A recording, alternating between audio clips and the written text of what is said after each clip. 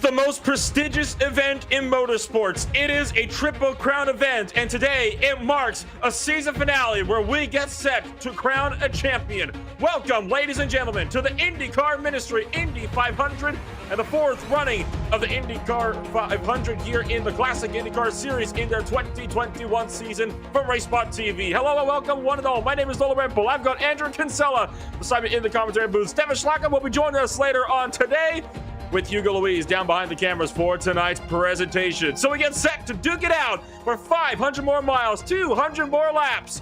And from there, we will crown the 2021 champion. And what a day it has been. What a season it has been so far. Coming on over to today, this has been building up throughout the entirety of the season. With how this point schedule is going to be shaken on down here, Andrew, it has the potential to be one of the best title fights that we have seen in series history yet. Nolan, there's no more fitting setting than IMS and the Brickyard to have this finale. It has been such an incredible season for these CIS competitors here. They have each done an incredible job getting to this point. We have 3 drivers still within a shot of winning this race, but for the other 30 drivers in this field, it is all about the glory of winning an Indy 500 on iRacing, and having done that myself, I can tell you there is no better feeling out there than winning this race. So we will have 3 very hungry championship contenders, but 33 very hungry drivers out there. This marks round number 12 and the final race here in the 2021 IndyCar season. It is the third Oval Triple Crown event. The first 2 are taking place back-to-back at Richmond and Michigan for rounds 6 and 7 back in the summer. Today will mark the final season on this Halloween day, and goodness gracious, I mean, what a track to have as a season finale. We saw this same story over just 1 year ago and back in 2019, and we get set to do it all again. You take a look at how, this has shaken up over the last little while. The 2019 podium, of course, headed up by Robert Groscher. I believe last year it was Lucas Laville to take victory in the 2020 grid, and of course, you have it be a Vortex Sim Racing 1, 2, and 3 for the past couple of years. And I can imagine that Team Chimera today, with one of their drivers, Joshua Chin, now in the title hunt, they are going to be looking to see if they can break the Vortex reign over Indianapolis. This is what it all comes down to. Lucas Laville, who's probably on the front foot in terms of the championship fight right now with his affiliation with Vortex. He is looking to continue that dominance that Vortex has seen here at the Speedway, but Josh Chin and Ethan Egan, they both still have a shot at this, and we have a number of different teams coming into this with a little bit of new setups. We have Powerslide back in as well today, Nolan, so we have a number of different teams coming in and looking to try and dethrone that Vortex streak.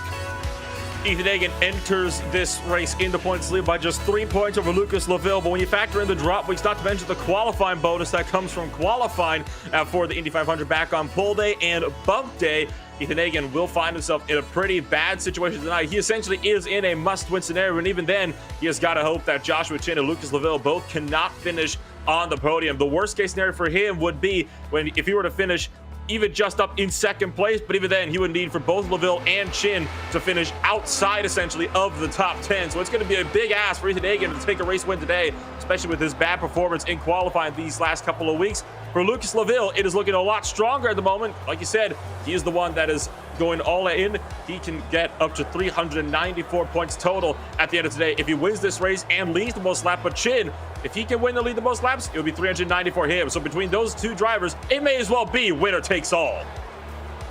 Absolutely, and they start 3rd and 4th. Lucas Laville 3rd, Josh Chin 4th on the starting grid, so they are right at the front of the field. Ethan Egan really, as you mentioned, has his work cut out for him, starting way back on row 9 here today. So he has got to find a way through this field, and he knows that not only does he have to win, but he probably also has to lead the most laps. So it's going to be a very tall task for Ethan Egan today, but it's 500 miles and anything can happen around IMS. 500 miles, 200 laps. It will be a race of endurance. These drivers are going to have to make sure they are absolutely on it today. It is not like the Dallara IR18s that we see in modern IndyCars where we'll be seeing drivers slingshot drafting around each other, every single straightaway. Here in the older Dallara IR05s, it is much, much easier to be able to maintain a race lead so long as you just pull out a solid gap throughout these corners. And talk about how influential those corners can be as well. I mean, these cars can just be blazing fast down these straights. They can be among some of the faster cars you can find here on the iRacing service when you get around to the oval side of things. And we have been able to see that in full force today. Speeds easily hitting upwards of 225 miles an hour when you get in the draft. Yeah, as you mentioned, Nolan, it's very much one of the fastest cars on iRacing. You think that this track, it's only 4 corners, but it's 4 very unique corners, and each presents a unique challenge to these drivers.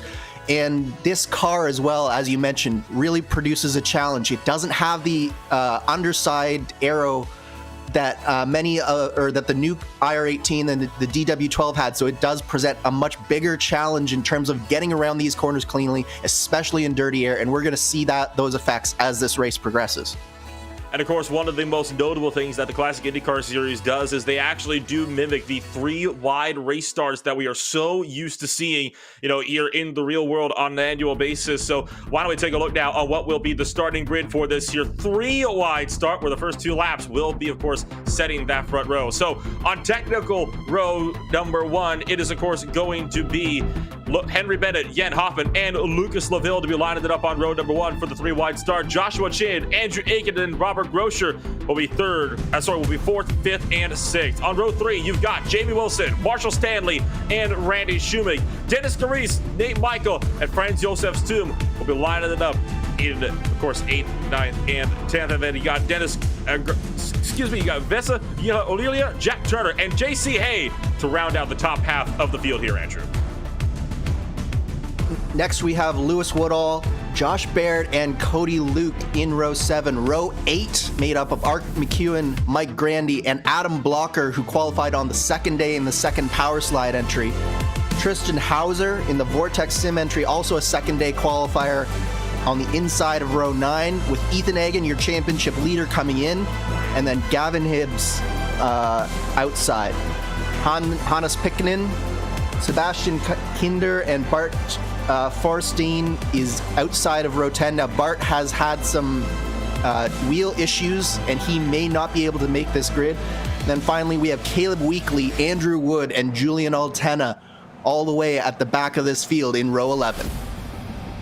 And it's been a pretty big story, isn't it? I mean, Stefan Rossman, we thought might be able to make this race, but with him not being able to make it, Caleb Weekly will find himself with a free entry in. Now, you will have probably noticed that, of course, it is a 202 technical lap count, but those first 2 laps are only going to be spent behind a custom-driven safety car by, of course, the CIS's very own Jack Stiles, you can see out there in the Chevrolet Camaro C6.R GT1. He will be leading this field off to the green, as those first 2 laps just going to be sorted out to get them into that 3 wide positions, and then we will get ourselves set to go racing here from the Indy 500. So honorary pace car driver Jack Stiles will be set to kind of head up this field. The pacing speed will be increased to 100 miles an hour or 160 kilometers per hour, and we'll have those 2 laps to be able to give this field time to triple it up before we go racing for 200 laps and 500 miles.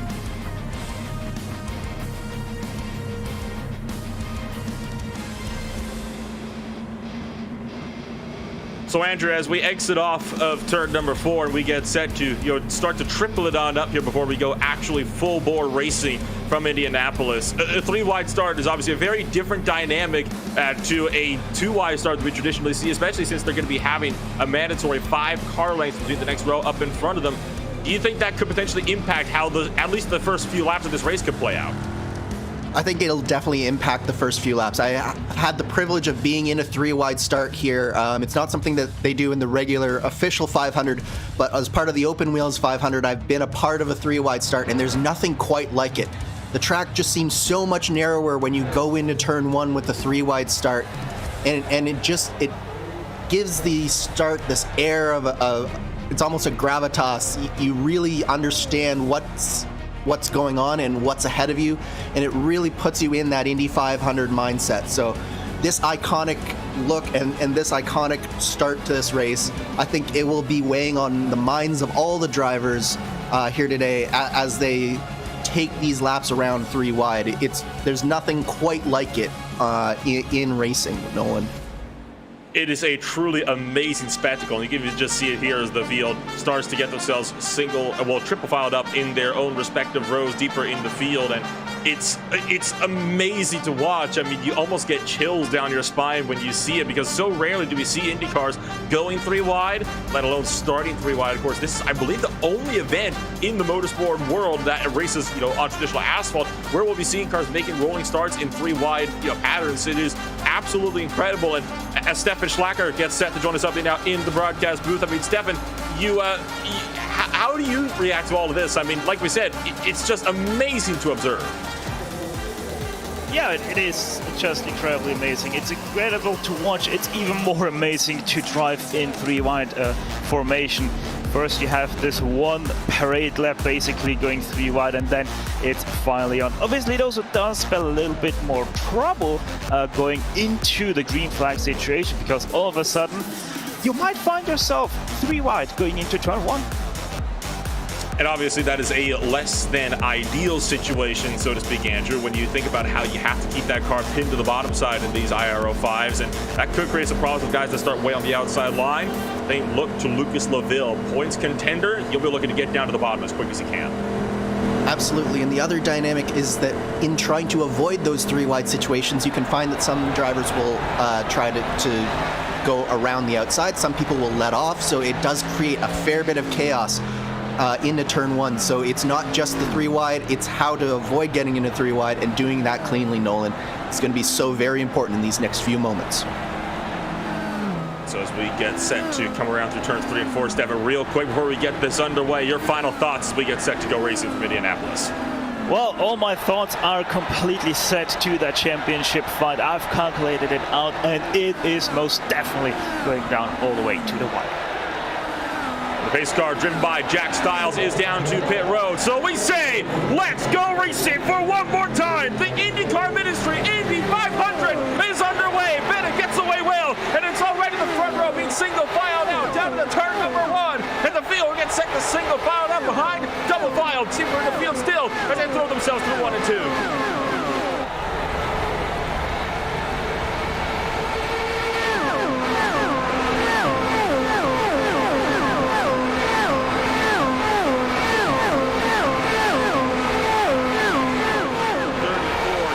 Strong is still looking good, and so far nobody has been looking to challenge Henry Bennett for his position up in the race lead, Andrew. So as they come around to lead lap number 1, it'll be the 007 to lead the opening lap, with Jan Hoffman and Lucas Laville chasing in just behind. Very, very clean lap from all these drivers here. Very well done on all their parts. We had a little bit of some mixing up and some 2 wide action back in the pack, but up front it's been nice and clean, a little bit single file here, and those Vortex cars are just setting themselves up right behind Henry. Looks like they're pretty happy to let Henry lead these first few laps, and Josh Chin doing exactly what he needs to do. He's got his rival Lucas Laville in the championship right in his sights. Of course, Stefan, this is what you got to do, right? You got to single file it out quickly and just ride in behind the guys in front of you. It's a long race. You don't need to make these moves, right away. You can have a little bit of time to be able to just kind of hang back and let the car up in front of you do all the work. Could use that opportunity to maybe even save a little bit of fuel. Yeah, exactly. It's all about saving fuel, getting into your own rhythm right now, and for the first time really see where that Henry Bennett car, the 007, is weak, because most definitely Henry Bennett will have some issues somewhere along the line in this stint. So these Vortex cars are perfectly set up right now to just spectate Henry Bennett and see what they can do better. But you also want to make sure that you don't get pushed too far outside of that draft bubble, because in that case, Andrew, you'll be caught in that dirty air, and it'll make it that much harder to try to close up to the cars up in front of you, because you talk about how much more dirty air these cars generate compared to the newer cars like the DW12, like the IR18. It's very, very different compared to how these cars run. You can't just swap draft every single straightaway. You have to kind of bide your time, and in this case, set a pass up. Absolutely. It takes a lot of patience, and you're looking at laps, multiple laps to get these passes set up, as we're actually seeing some 3 wide action in the back. Vasail Haolila, he was a little bit squirrely there through turn 2, and they're starting to settle themselves out, but we've got a slow car down on the bottom as Adam Blocker also goes around the outside there as well.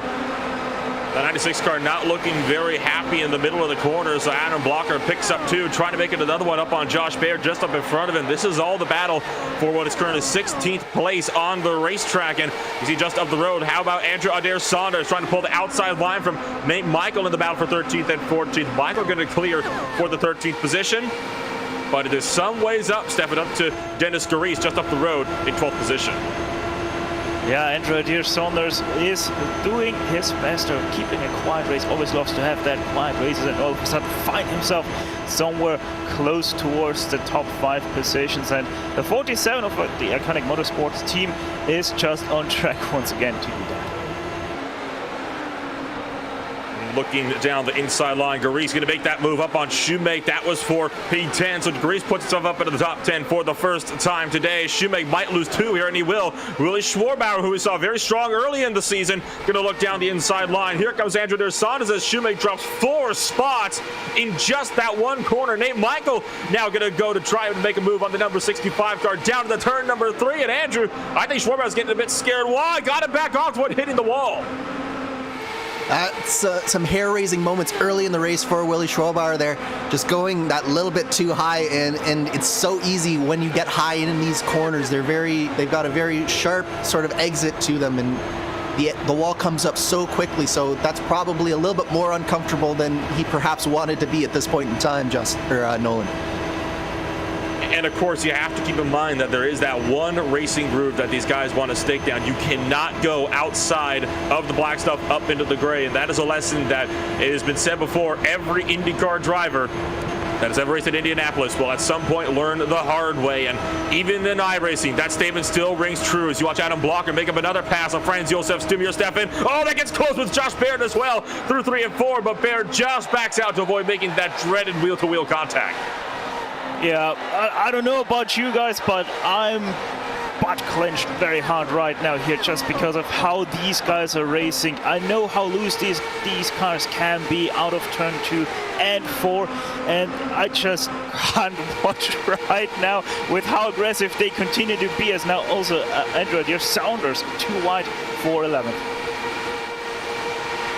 And it is, of course, a very long race ahead of these drivers, but they are wasting no time trying to get themselves sorted out while the rubber is fresh, while they can still make these moves, at race pace. Andrew Adair Saunders is going to lose out 1 to Nate Michael around the outside line in 12th place. Willie Schwarbauer looking to try to maybe work up his way just up in behind. How about up front, though?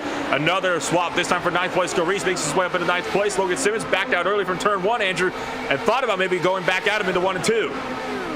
This is such tight racing here in the back half of the top 10 just for that exit. And look at that blue car, actually, I want to point out, Nolan, coming into the background. Adam Blocker in 8 laps has gone up plus 10 positions, so he is on the move in that power slide entry as well.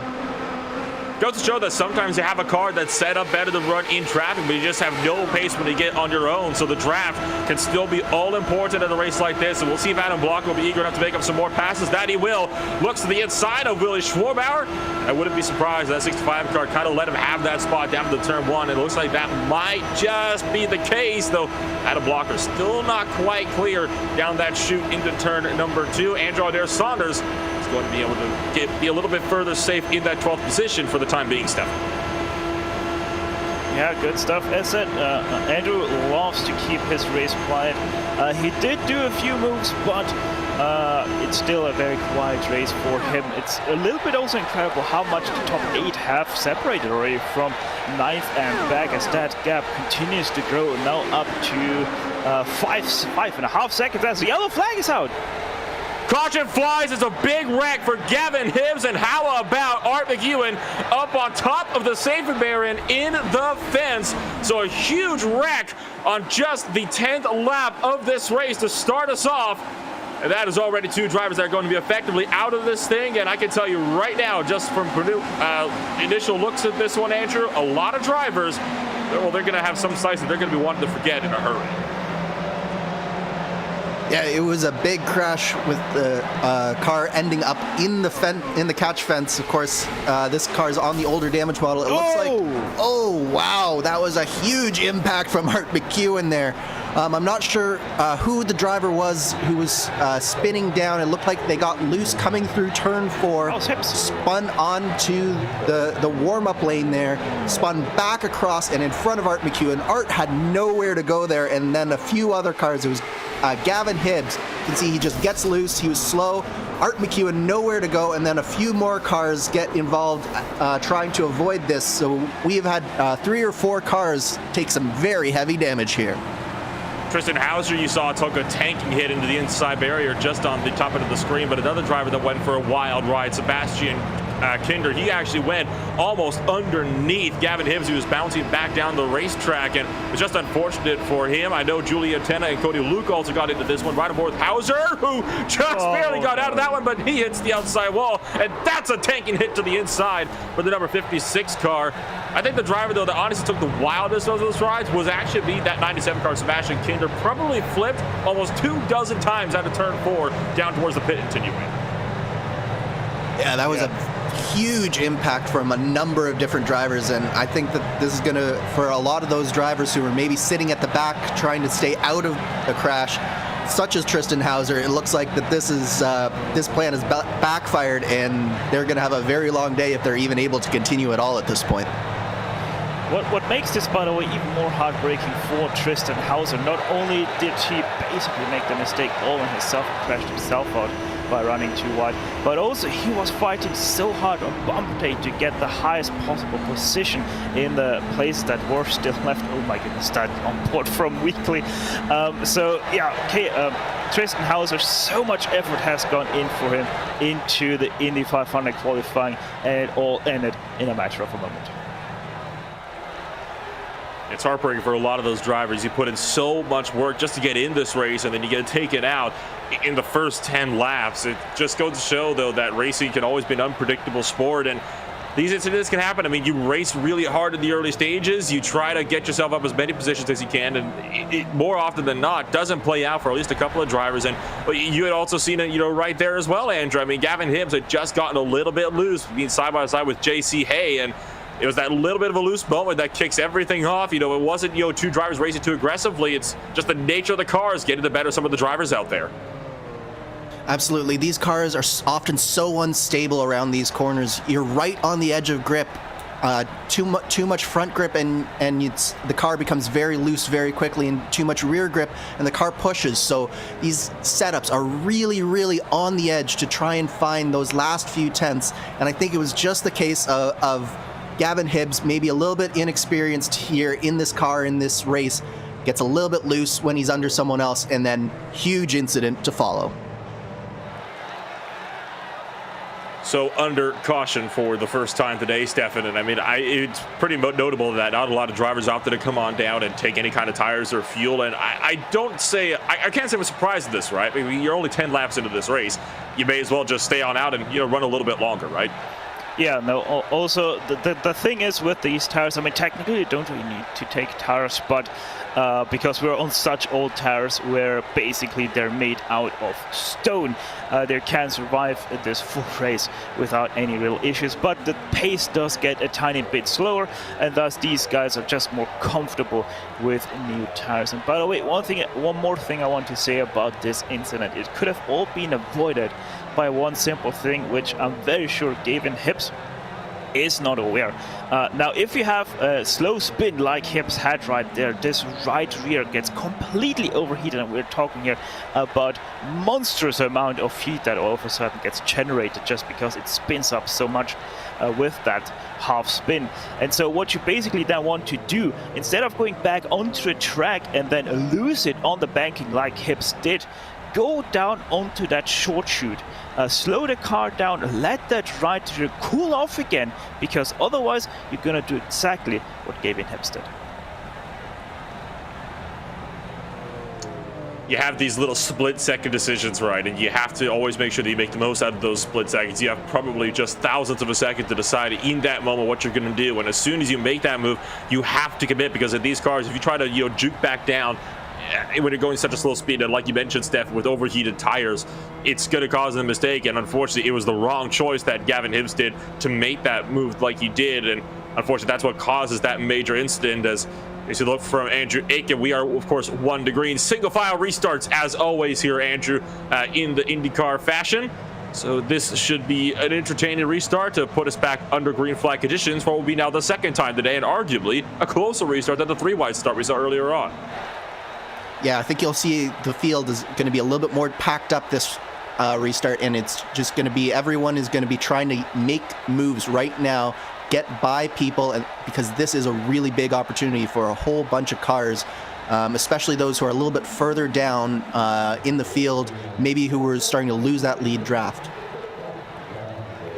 Henry Bennett going to take the field back to green flag racing here on now lap number 15 out of 200 for the IndyCar Ministry Indy 500. Henry Bennett well and truly clear. The first actual close group, I'd say, that could see a battle for position would be around 6th and 7th place as you ride on board one of these drivers further down the order, coming around through turns 1 and 2. I believe this is Dennis Garis we currently ride on board with as get set to see what these drivers will be able to make for themselves throughout the course of this race, and we're back underway.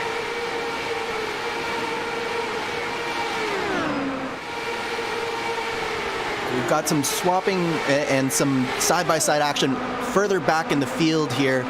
As we watch, Ethan Agan is slowly starting to make his way through the field. Fortunately for one of our championship contenders, he was not a part of that big incident that we saw that brought out this caution.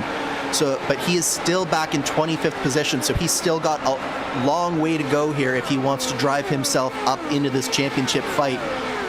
Meanwhile, his competitors, Lucas Laville and Josh Chin, they're still P3 and P4 on the track, just cruising around here as we are 15 laps now into this race.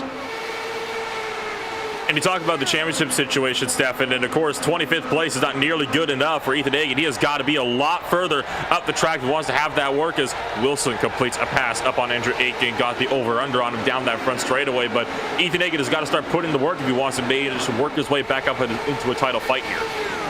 Yeah, and the problem is for Ethan Agan, he basically needs to be inside the top 3 to even still have a realistic chance of getting this championship. Oh! Spin! Huge crash back straightaway. Josh Beard is going to get into it, and the field scrambles, and they crash trying to avoid him. Also involved, you got Lewis Woodall on the bottom side, and Hans Pitkinen up on the top side. Once again, Ethan Agan avoids it. And another hard hit down the back straightaway, that time for Josh Baird, and he hit Andrew in one of the worst possible places in these Indy cars. Watch it here, turn 2 wall, then he hits the tire wall that juts out, and that just slingshots him right back onto the racing line. Yeah, that's one of the hardest quarters in this on the circuit is the turn 2 exit. You can see Adam Blocker underneath him. He just gets a little bit tight there, pushes his way into the wall. As soon as he hits the wall, the rear suspension brake spins him around into the inside wall and then straight back out into traffic. And that could have been a much bigger incident than we had, even with the 2 or 3 cars that got involved afterwards. It could have been a whole lot bigger than that. I think the big unfortunate moment comes from Hans Pitkinen and Lewis Woodall. Of course, Pitkinen had to check up and scramble low to try to avoid Hans Pitkinen as he scrambled up the track, and Lewis Woodall just had nowhere to go and made contact. Both those drivers got hard into the wall. As a result, they'll have major damage, if not out of this race entirely. I know Julian Altena as well, Stefan, is probably thanking his lucky shorts that he did not get caught up in that mess as well. Yeah, that could have been so much worse than it ended out being. And this throws once again a very interesting question of who is going to take to the pits. Obviously, new tires are new tires after all, even with these kind of bricks that the old IR05 has. Either way, though, this is one of the worst places, as you guys said, to have this kind of incident, because you're out wide there already, you're in the marbles, your car is pushing, and then obviously because the other guys are coming onto the racing line right up to yourself, you're getting even more of understeer just because all of a sudden all that aero of your front wing is gone, and up to that point there's no more saving that car from going into the tire wall.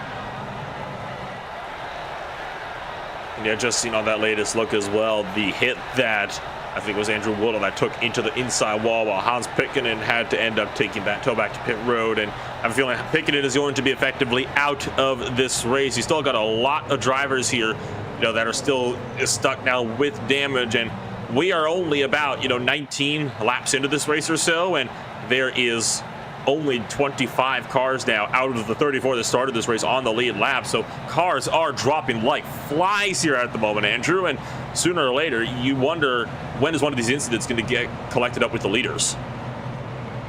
Yeah, fortunately so far I think the leaders have all been really smart about how they've been approaching this race. There hasn't been too much action at the front, and I think that that's just how these drivers want it at the front.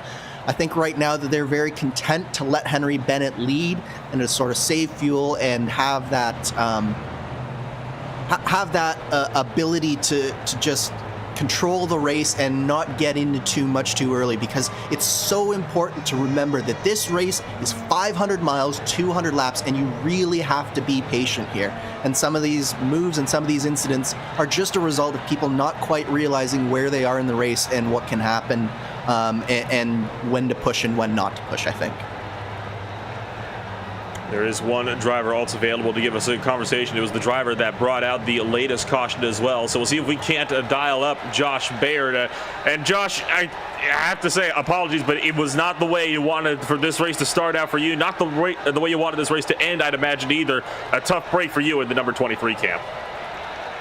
Yeah, definitely. One of the things we were struggling with was which setup to go to, because we had a really good setup for the 90s track temp, and then we had a really good setup for like the 110 track temp. But with those clouds, it was bouncing between the two, so it was really a gamble. And my car just got a little tight there coming out of 2. I didn't time it right and met the wall, unfortunately. And of course, you find yourself now out of this race, but I imagine you'll be looking on from the sidelines at how this race could play out. Do you have any insights on, based on what you've seen so far, how we might be able to expect the rest of this race to play out? Oh, it's going to be crazy because the track temperature is fluctuating between 20 degrees. So I got to imagine that whoever has the ability throughout these stints to make those adjustments in the pit stop are going to be huge for the opportunity to win this race. And I know in the past that Team Vortex is usually very good at making those adjustments throughout the race. So I'll be excited to watch and see who comes out of this. But with the tight race that we've had for the championship, it's going to be a good finish. I guarantee that. I would certainly hope so. It's been looking to be a building title fight, and hopefully we'll be in for a good show later on in this race. Well, Josh, thank you for joining us up here in the booth. Before I let you go, though, anybody you'd like to shout out for that IndyCar Ministries 23? Yeah, first of all, IndyCar Ministry, they were a huge partner this year. We've been working with them in the previous years, and really appreciate all that they do for us in the season and in the off season. So I really want to thank them for that. And then also Robert and Lucas, together, all three of us, we try our hardest to make a great event every year, and hope for the best when it comes to the end. And I think we've outdone ourselves again this year. So I appreciate everybody that's tuned in, and I appreciate my team at Iconic. They did put a lot of work in this season to make sure we had fast cars every race.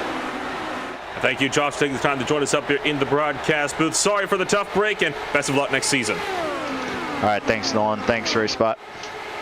That was Josh Baird. Join us up in the broadcast booth as we are taken back to green by Henry Bennett, leading them now down the back straightaway for the 21st time today. Right on board with Mike Grandy from the Aero X crew down into turn number 3 towards that north chute. And Grandy has been looking pretty strong at that number 12 car so far. He is trying to run down Fessa Olilia Stefan in that number 96. Yeah, very interesting strategies all around, by the way. Ethan Egan up to 16th himself now because of split strategies throughout the field. But I'm still continuing to be drawn by the pace of Ethan Egan, because that's the point. It's not that strong. It's certainly not strong enough right now to even get close to the top 5.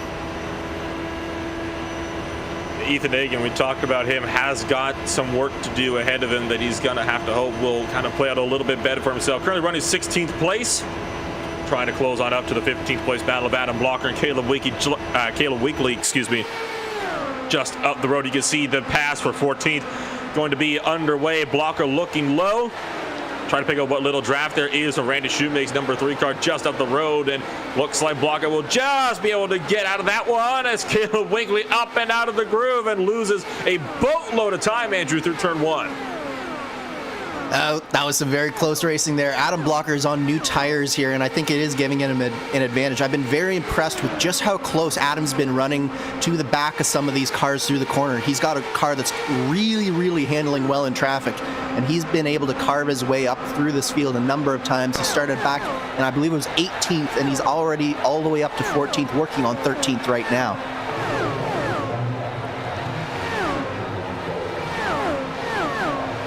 Did a good job working his way up to that 14th position, and no doubt wanted to work his way up a little bit higher. And see a couple of cars looking to still kind of have their own little moments here, as that is, of course, Adam Blocker doing a good job in that number 74 car, trying to run down Mike Grandy now up in P number 12. How about the battle further in behind? Randy Shoemake falling into the clutches of Caleb Winkley, and there is Ethan Hagen, who we talked about needs to work his way further up onto the podium, and one spot at a time for the number 20 car. Looks up the inside of Randy Shoemake with the over-under in the north chute in turn 3, and will take that spot away fully in turn 4 as Shoemake backs out to avoid kind of hitting that outside wall, got up and out of the groove. That allows Michael to go through. Andrew Aitken also goes through.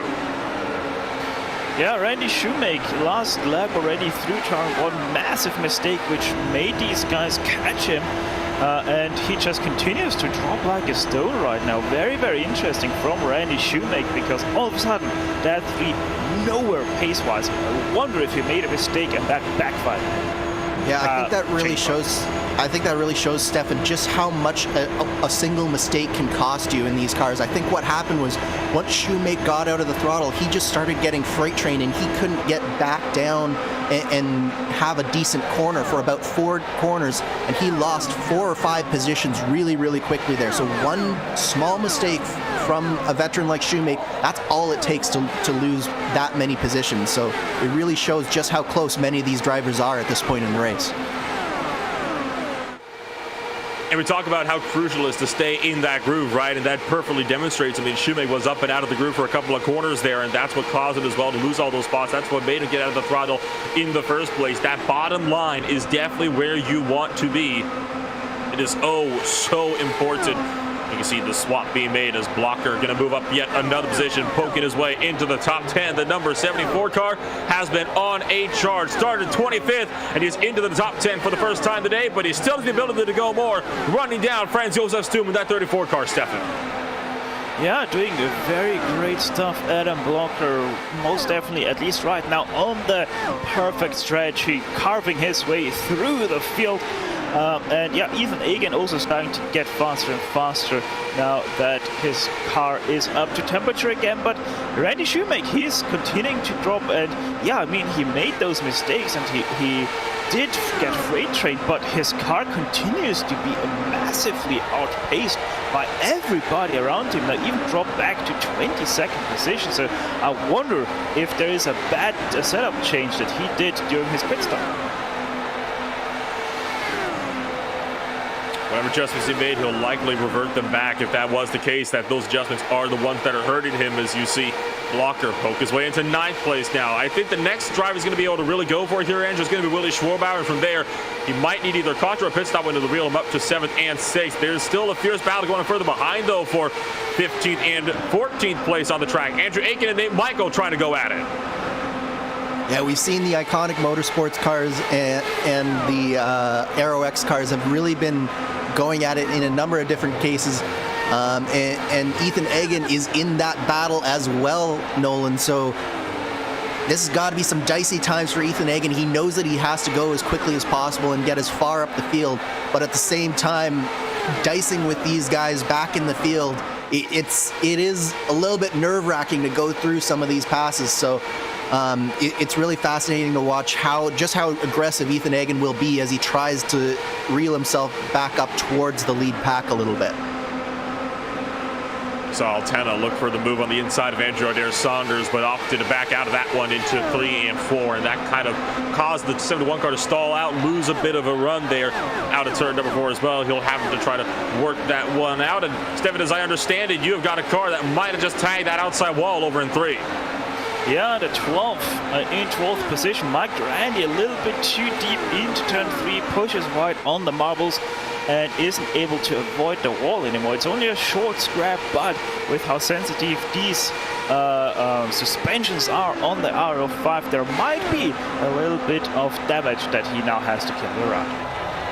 And not to mention, he's incredibly lucky as well, because we've seen it before, how easy it is for these cars to kind of climb up that safer barrier. We saw it in just the last, actually our very first caution on the day as well. It's so easy for these cars to climb up and onto that wall, and it's a very lucky thing that he managed to get that thing out of the wall as quick as he could, so he avoided the most part of the damage. You take a look up to the battle for the race lead. Henry Bennett, though, surprisingly here, Andrew, has been able to start to build that gap away, and Jen Hoffman finding himself more under fire from his teammate and, of course, championship contender and defending champion Lucas Laville than he is able to worry about offense up to Henry Bennett in front of him. Yeah, very impressive stuff from Henry Bennett so far here today, Nolan. He's really dominated this race from the front, and these Vortex cars and the Team Chimera car of Josh Chin, they really haven't been able to do too much about that. Now, the question, I think, will be whether this is a choice of the Vortex cars or whether this is just how dominant Henry is. Now, we have seen that his teammate Adam Blocker has been very strong in traffic, but if the cars of Powerslide Motorsports are both strong in traffic and strong on their own, that's going to be a tall task for some of these other teams to get over here. You look at this developing battle as well between Marshall Stanley and Jamie Wilson. This has swapped hands on this last lap. Of course, Stanley completed that pass coming through turn number 1. Jimmy Wilson now finds himself down in 7th place, but no doubt will be trying to come back on Marshall Stanley. Oh, look out. Crash front straightaway. Big wreck. One car flipping into pit road. The 96 car up and on his lane in the middle of pit road. And a terrible crash down the front straightaway. What on earth has happened here? Put us under caution flags for the 3rd time today. My word, that was a massive incident. Vesa Ilha Olila, he just gets loose coming out of turn 4, hits the inside wall, back out into traffic, and I'm not sure which car that was, but he just got T-boned and went on a wild ride down the pit lane here. I think that was Grandy that hit him there on the 2nd incident. It was. Yeah. What an easy mistake to do, by the way, what Vesa Ilha Olila just did.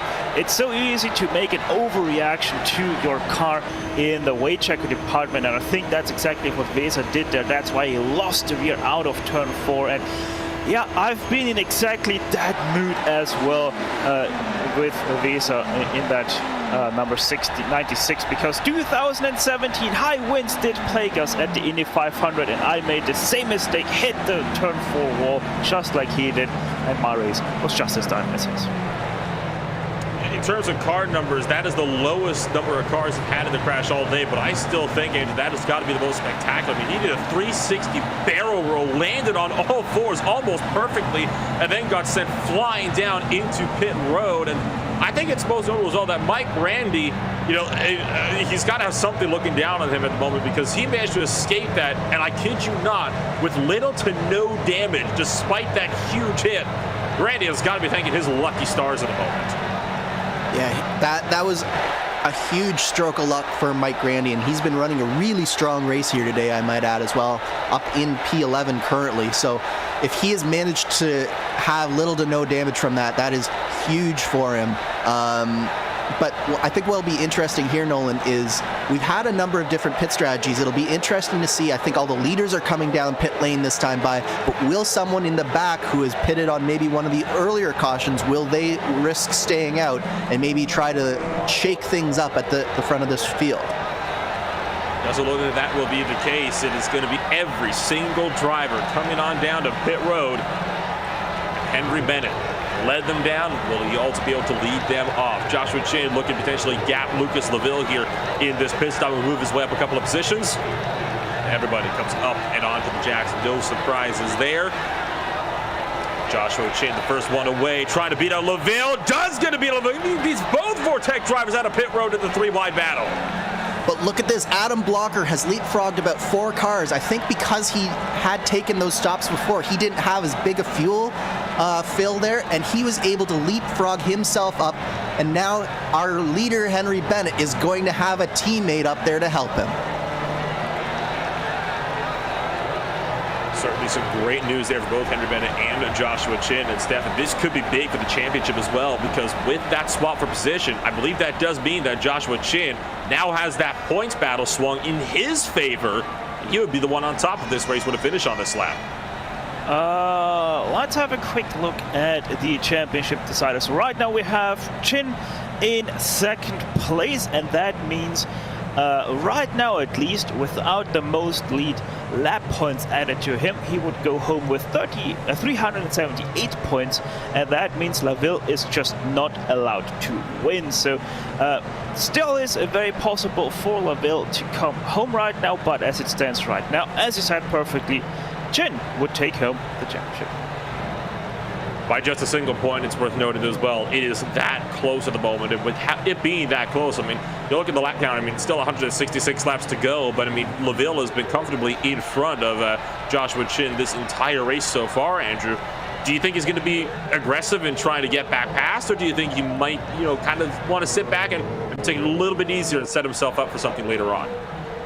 I think Lucas has a lot of experience in Indy 500s, and he knows that with 166 laps to go, this is no time to be aggressive. This is the time to just sort of let the race happen. His main focus will be just staying in sight of his rival, and as long as he's in that draft, as long as he's going along with Josh Chin, he won't be in any hurry to necessarily go right on back by, because there's a long, long way to go in this race. So as long as he is right underneath Josh's wing, which he is now, I think he'll just be content to let this race come to him a little bit.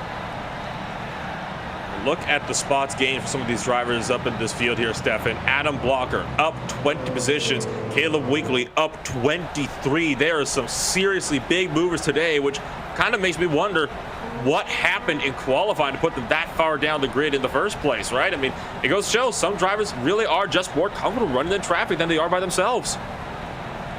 Yeah, I think with Adam Blocker, he wasn't able to do the Indy 500 qualifying, and so that's why he found himself down there. Caleb Weekley, a little bit of an interesting story if you didn't watch the Indy 500 pole day qualifying, because he had a good run, did a second run where his PC completely did shut down, wasn't able to do it anymore, and he wasn't able to attend bump day, and so that's why he had to start all the way down the road, because Stefan Rossmann wasn't able to take the green flag here today, and that's why he got bumped from reserve drivers to actually on the grid.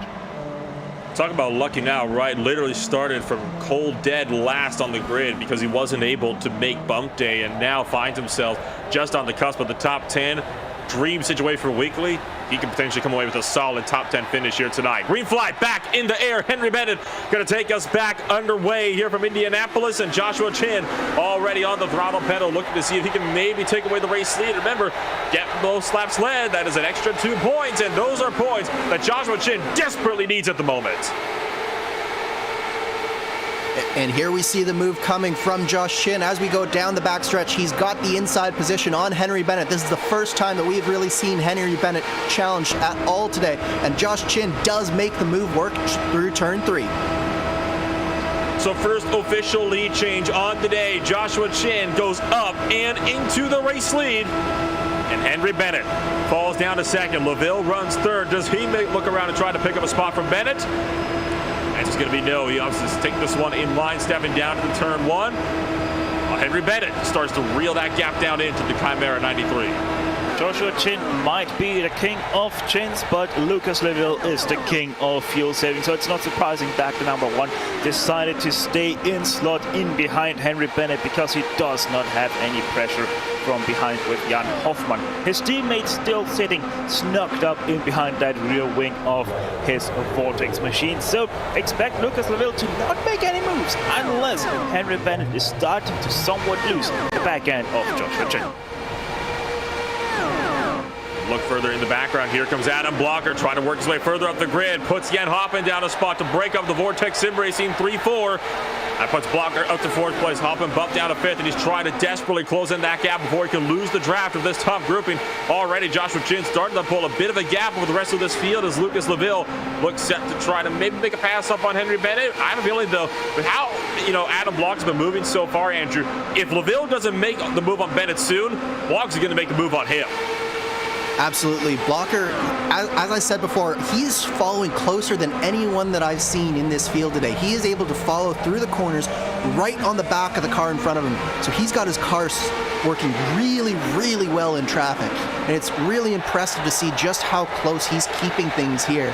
I think Blocker, as sort of a wild card entry, non-championship factor, he's looking at one thing and one thing only, and that's to get to the front. So if I'm Lucas Laville, I'm just a little bit wary about him and making sure that if he does make the move, that I probably will just let him go at this stage, because there's no use fighting someone who is looking to get to the front as quickly as Adam Blocker is right now. Yeah, and on top of that, by the way, Adam Blocker can most definitely block the championship for Joshua Chin, because if he gets into 2nd place, well, Lucas Laville only needs to overtake him, and he has that championship secured. So Adam Blocker right now could very much be a very important chess piece in this Q4 championship. Wouldn't that be something, right, to see Adam Blocker be the one to play spoiler in a championship battle? And you see Chimera still looking to work their way up in the order in the team's championship, no doubt as well. Jamie Wilson going to be working his way up now into P number 7. Breaks past the Vortex Sim Racing driver of Marshall Stanley. To inch a little bit closer to his Chimera teammate just up the road from him in the battle for that race lead. So Jamie Wilson on the hunt. He picks up 7th place, and so far you still got the top 5 cars all draped under a blanket at the moment. Henry Bennett has not been looking to get that lead back from Joshua Chin. Interestingly enough, the 007 car has been, I think, content to kind of tuck it in line here, and why not? You've done all the work so far for the first 40 laps or so. Let somebody else do the work for you for once now, Andrew. Yeah, I think Henry is showing the exact same thing that Adam Blocker is showing, which is he's able to follow Josh really, really close. So I think he's more than happy to just let Josh lead, let Josh use up all the fuel, and just sit back here and do a little bit of fuel saving here. Because there's no harm in it at this point in the race. We have so far to go still before we even get close to really having to think about where you position yourself in terms of the finish of this race. So for now, I think Henry Bennett's more than happy to just let Josh lead, and Josh is more than happy to lead because he knows that leading the most laps here today, that's going to be another key component in his championship bid, because that will open up more possibilities if he does manage to lead the most laps here. Meanwhile, the other thing for Josh in terms of the championship fight that I want to sort of highlight is that he's really got to be cheering for Jamie Wilson to get further up this field than 7th position. Right now, he's got 2 power slide drivers behind him and 4 Vortex drivers behind him until he gets to his teammates. So having himself basically isolated up there without his teammates' help, he's at a distinct disadvantage to these other 2 teams. Oh, absolutely. I mean, Jamie Wilson at the moment, he's definitely going to be the driver to watch it to see if he can close on into this gap with Joshua Chin. At the moment, Chin, though, is doing a good job on maintaining the pressure from behind. And you see some of these guys that are more looking to kind of make looks, fill the beers, and I think maybe even trying to scare their opponents either offline here, Stefan, or potentially as well just let them know that I am here, and the caution flag flies again, and it is the 21 car of Bart Feuerstein over in turn 4, I believe it is, with Cody Luke getting collected this time around, and I think maybe something to do with Jack Turner as well, but the 21 car definitely having the worst of this deal here. So the 21 into the wall already late in turn 3, and then, oh my goodness. And both cars going upside down. Nowhere to go, to be honest, there for that oncoming traffic. That is highly unfortunate. Yeah, unfortunately, Bart, he just got a little bit high through turn 3, I think. And when he hit the wall coming out of turn 3 on that exit there, he just broke his rear suspension. So he had no control at that point, spun back across the track. and then unfortunately nowhere for the car of Cody Luke to go. So you have got Henry Bennett now, still up there in the second position as Joshua Chin lines up behind the safety car. Does anybody take it to pit road this time by? I would assume not, because we weren't even green flag racing for about 10 laps before this latest caution came. I think that is, something kind of note as well, guys. So far, the longest green flag run has only actually been about 12 laps or so, though. So it has not been, the cleanest of races thus far. It has been relatively attrition-filled. I think most notably, though, Stefan, in the back half of the field. I mean, this front grouping, we're talking the top 15, so they've been relatively untouched by all of this carnage all day long so far. Yeah, and in case anybody here is wondering why that is right now, we had a very cold practice. It was overcast for pretty much all of this practice. Not only that, but also the start of this race was overcast. And as we heard earlier, the setup choice for these guys was in between two setups. It wasn't hot enough for one, it wasn't cold enough for the other. And so these guys had to choose for either the hot or the cold one. And right now, everybody is struggling because they most definitely, even if they took the hot setup, made adjustments for the overcast weather. Now that the skies continue to clear up more and more, the track temperature continues to rise, and this is why we see so many issues right now for these guys, especially in and out of turns 1 and 3, just simply because they are trying to chase their car so badly while still trying to somewhat be competitive and hang on.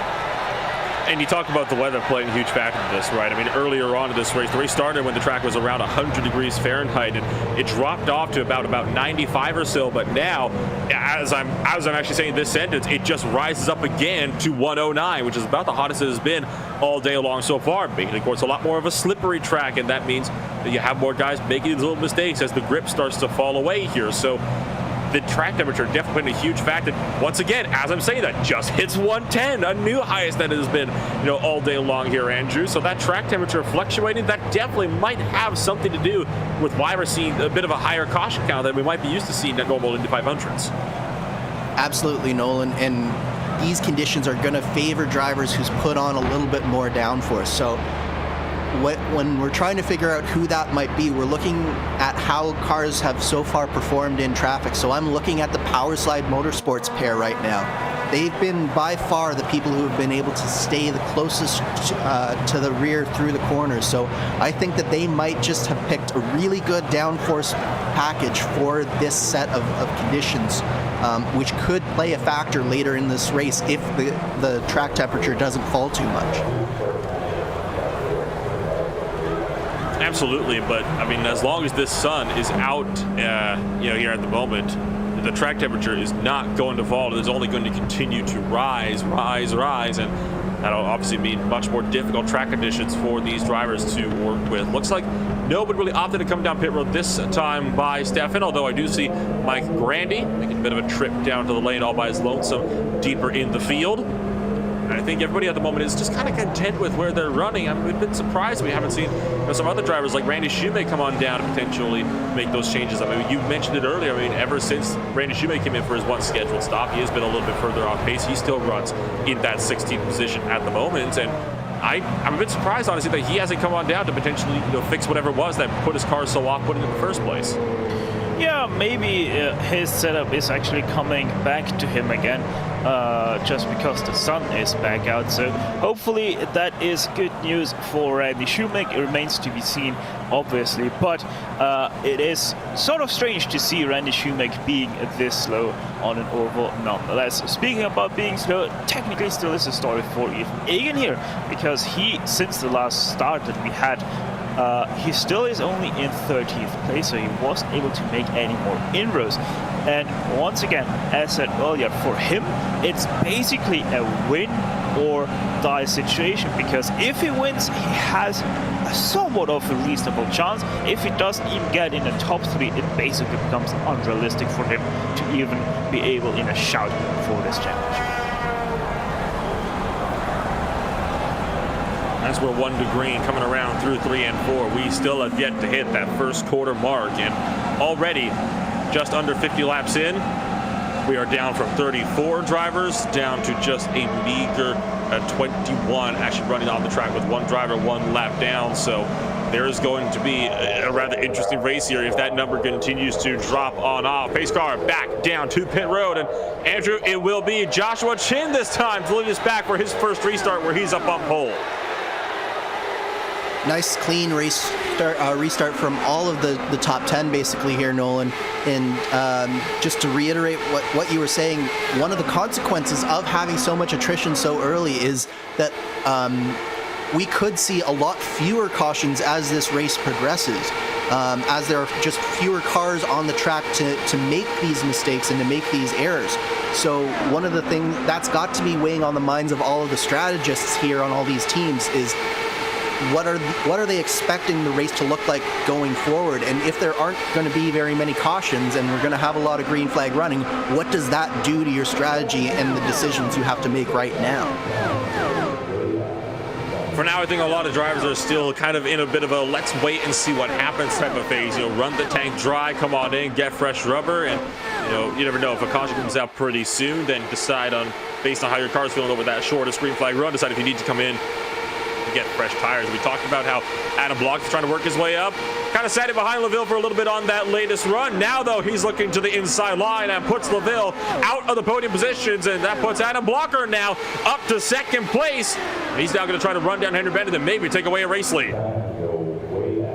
Really nice clean move from Adam Blocker.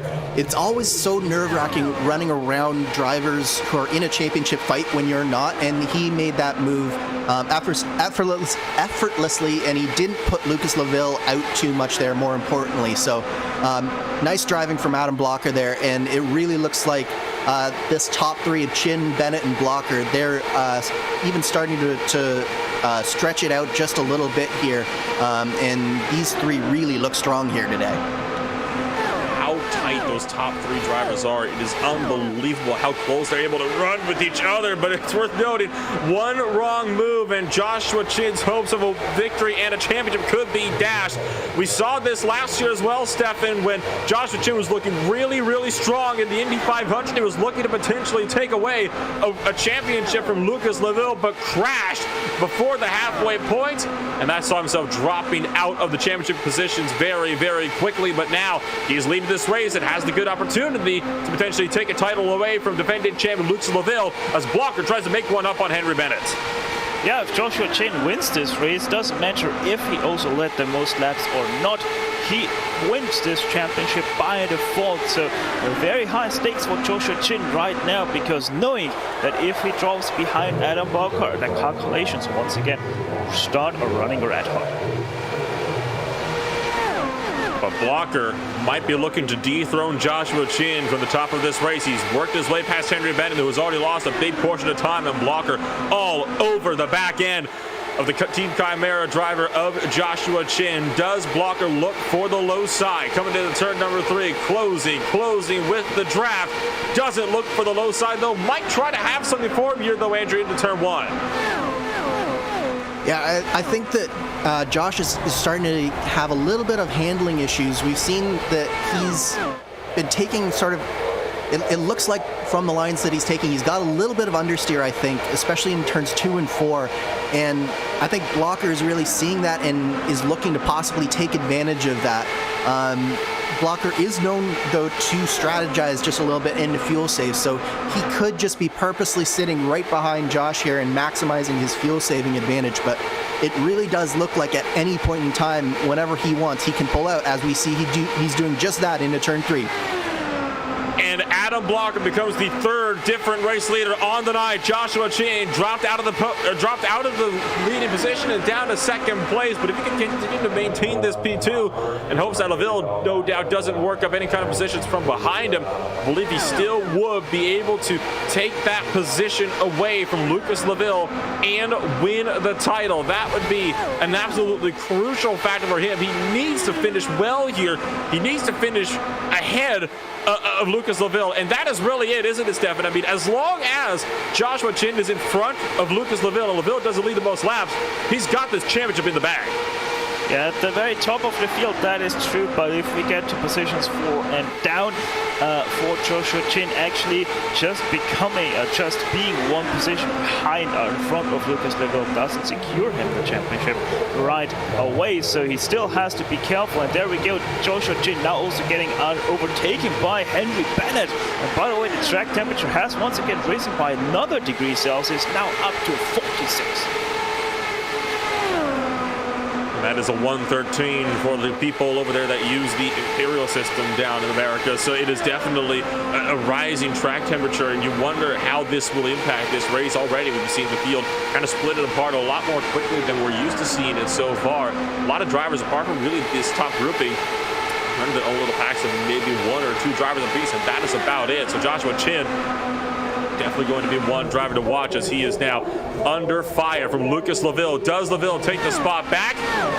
He opts against it for the time being, but Lucas Leville, I have a feeling he is not going to be content to really sit behind Joshua Chin if he continues to drop back on pace for very long here, Andrew. Yeah, Chin's car does not look happy in traffic right now, so it does look like he might have gone with a little bit of a lower downforce setup, so he might be falling back into the clutches of Lucas Leville. But just as I say that, he starts to come back towards the back of Henry Bennett, but he just can't seem to follow Henry really well through these corners. He's able to draft up on him down the straightaways, so Henry's probably running a higher downforce setup. Josh is a little bit lower, and it's just creating this understeer through especially turns 2 and turns 4, and Lucas Leville is in prime position to take advantage of it. Meanwhile, at the front of the pack, for the first time today, I think Adam Blocker has really separated himself out from these other 3 cars. So his car is extremely strong here today, and he's actually gotten a 1.2 second lead now.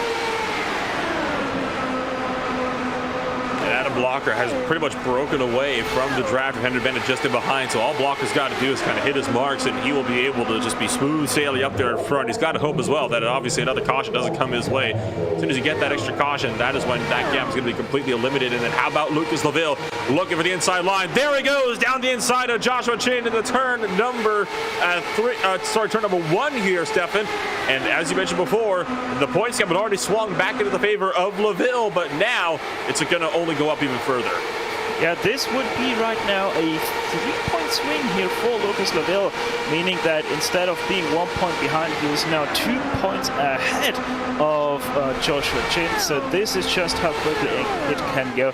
And it really does seem like that Joshua Chin is starting to struggle a little bit with his Team Camaro car, because Lucas Leville and both Henry Bennett made it rather easy on him. I mean, yes, Chin did lift into the turns to facilitate that pass, but ever since the track temperature has picked up, it has fallen once again down to 44 degrees Celsius, so we dropped 2 degrees Celsius once again. But the winds coming from south to southeast at 7 to 8 kilometers an hour, most definitely seems that Chin is struggling with that. And wind speed is definitely something that is another thing that is affected by how much downforce you're running. So if you're running less downforce and you're just putting less force through the car, you're more affected by that wind. So I think that all tells me that Josh Chin is running perhaps just a little bit too small downforce for these conditions at least. But because of how long this race is, just because he's struggling now does not mean that he's going to be struggling come the end of this race.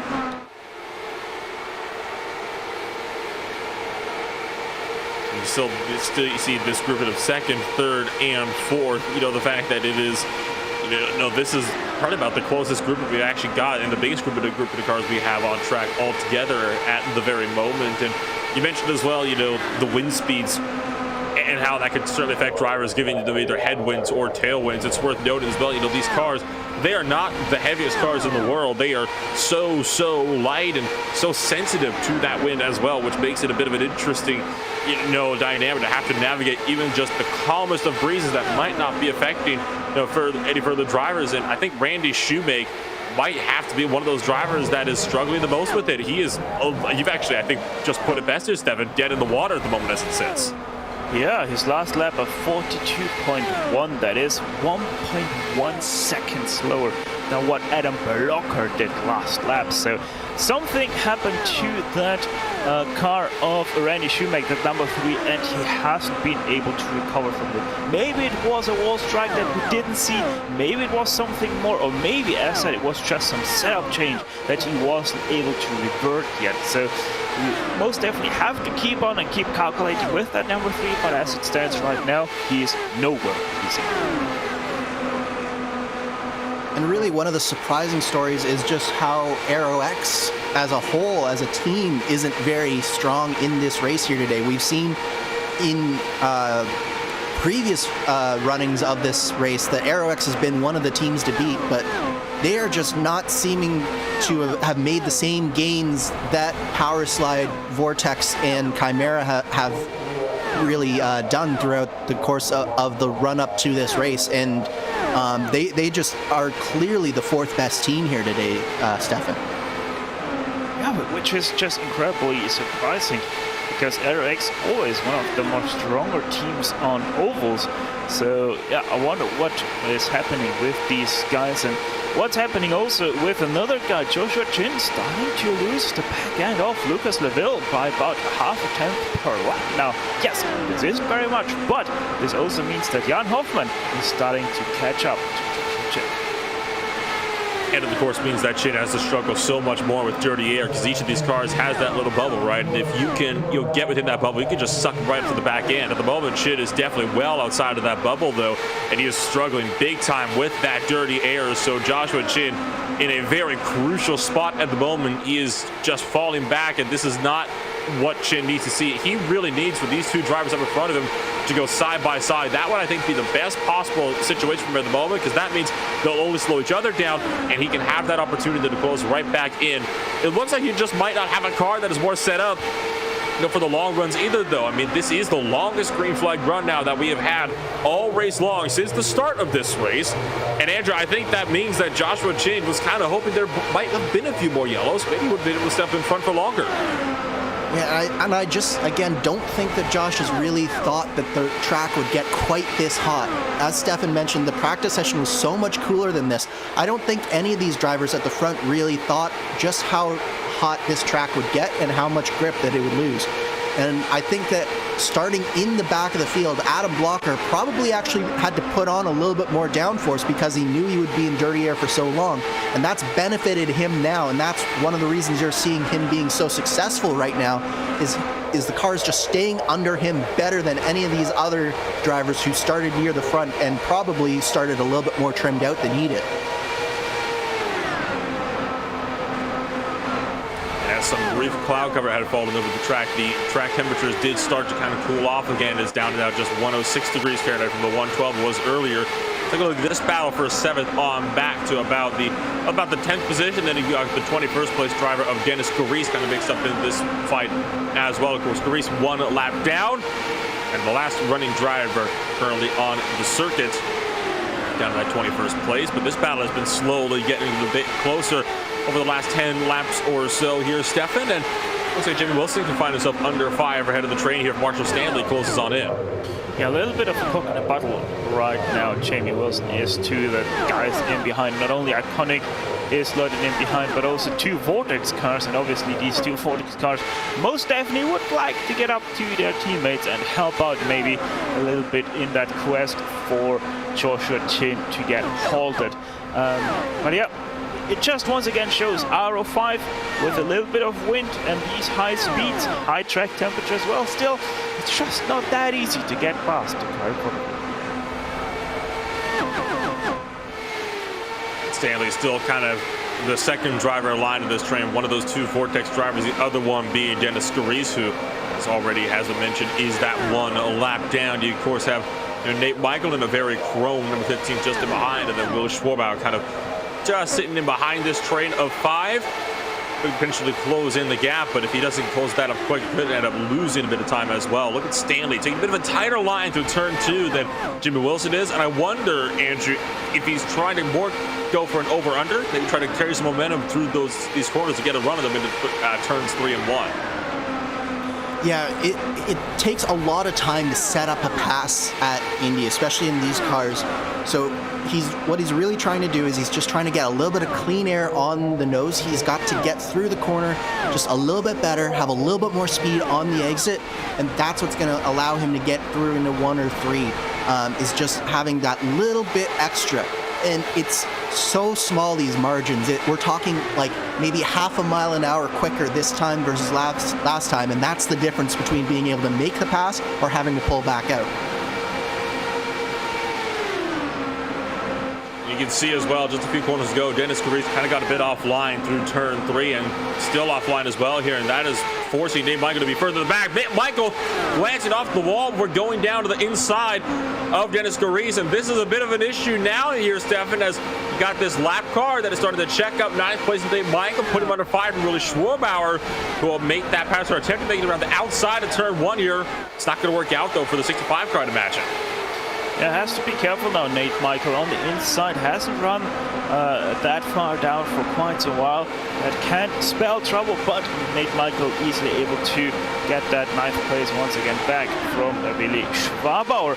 And you know, Dennis Carrice, yes, he's a lap down car, but with the overrules IndyCar forces, and thus also classic IndyCar series enforces, he is not required to jump out of the way. That means the guys in behind him, they actually have to make a move to his inside for Dennis Carrice to finally have to give up his position.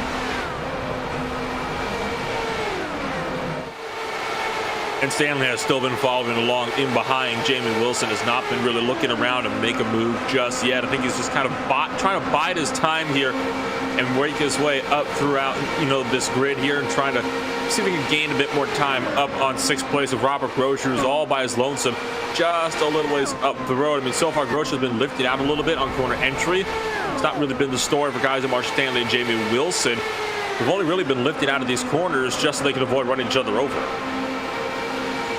Josh Chin into pit road, the 93 car being the first driver to come on down for green flag pit stops, potentially scheduled green flag pit stops. So Chin is down. You wonder if maybe Andrew is trying to go for the undercut on the race leaders. Yeah, I think that with the car just not handling quite as well as he needs it to right now, he's opted to open up that window just a little bit. It's a little bit on the early side, I think, but this is his shot really at trying to run some strategy here, maybe find a way to just make that fuel number work. It's about 10 laps early, in fact, I think. No. It's pretty much on time, I think, but because Adam Blocker's also in, so yeah, so we're not quite in the, I think, the window to make it on fuel here, but at the same time, these guys do have to make a pit stop now. But the bigger story, I think, is just by him coming down that lap early, it does allow him a nice clean entry and exit on the pit lane, and that's where you make up a lot of time here at Indianapolis, is in that entrance to pit lane, because you have to have so much commitment to get in and off this pit lane quickly. You're talking about more drivers wanting to come on down. Nate Michael is in the number 15 car, just leaving pit road now. Julian Altena also came down. Ethan Agan came down. Caleb Weekly is presently in. Franz Josef Stum just finished up his box. And how about Henry Bennett for 2nd place is in. Hoffman is in. Groscher's in. So is Wilson, Stanley, Schwarbauer, and more. So it looks like this is right about on call. I believe the fuel window was for today was looking to be about 38 laps-ish. So this actually is about on par with where we can be expecting to see some of these drivers coming on down into pit lane. As there you can see your current race, well, it was going to be your current race leader, currently working his way around LaVille now, the official race leader on the track, but LaVille down into pit road as Adam Blocker slowly working his way back up through the grid after Adam Blocker had come down just 1 lap ago. Talking about LaVille being in pit road as well. Jack Turner can still be out there for about another 10 laps or so. I believe he will be the one to now inherit that race lead here, Stefan. Yeah, unsurprisingly, Lucas LaVille, the king of fuel saving, in at the latest point of everybody up in front. So he has run his car the driest. That also means that he's going to be the longest in his pit stall. So where is he going to come out in regards to Joshua Chin? And you mentioned Josh Chin. He actually did manage to leapfrog Henry Bennett as well. So Lucas Laville coming out well behind both Bennett and Chin, so going that longer distance did in fact hurt him just a little bit on this particular pit stop, but that might not be the case once this all circles around and it comes towards the end of this race, as he'll have a shorter pit stop at the end. Take a look at Adam Blocker, passed up Andrew Aitken. That was the battle for what is currently on track 7th place, but Aitken has not come down to pit yet. And at the moment, Adam Blocker is the net race leader, as everybody in front of him. He'll still be out there about another 7 to 10 laps or so before they're also going to have to come on down the pit road. So Blocker will cycle out to the race lead. Joshua Chin should be around P2. He is 2.6 seconds behind at the moment on track, and it's another 9/10 back to Henry Bennett. And with him cycling around, with what would be 2nd place, and Laville down to 4th place, excuse me. That, of course, does mean now, Stefan, that Chin is back up in the points lead. Yeah, the thing once again by just a measly 1 point as it stands. So really has to be careful to not lose that 1 position to Bennett once again, because then it swings back to Laville being a 1 point ahead of Joshua Chin. And by the way, these 4 cars ahead of Adam Blocker right now, these are the only 4 cars that we saw pit in on the last caution that we did see in this race. So Shoemaker, Randy Turner, and hey, they all still owe us that 1 pit stop, and they're only out so long because of pitting on the latest caution. And also, one remarkable thing, Shoemaker, Randy, and Turner, those are your 3 RX cars. JC Hay, Randy Shoemaker, and Adam Blocker appear to be within striking distance of each other. Shoemaker's about 8/10 back. Adam Blocker, you can see, currently running in P5, and he's catching up to Shoemaker in a hurry here. And heads up, Blocker looks for the inside in the south chute and gets past Randy Shoemaker on track 4th place. And that could mean that Randy Shoemaker will find himself almost close to being a lap down, I would imagine, by the time he comes on down for his pit stop eventually. So Adam Blocker now on fresh rubber here, Andrew, taking full advantage of that one to make up as many spots as he can on track, trying to work up to JC Hay now at the moment, and he'll make that an easy pass down the front straightaway.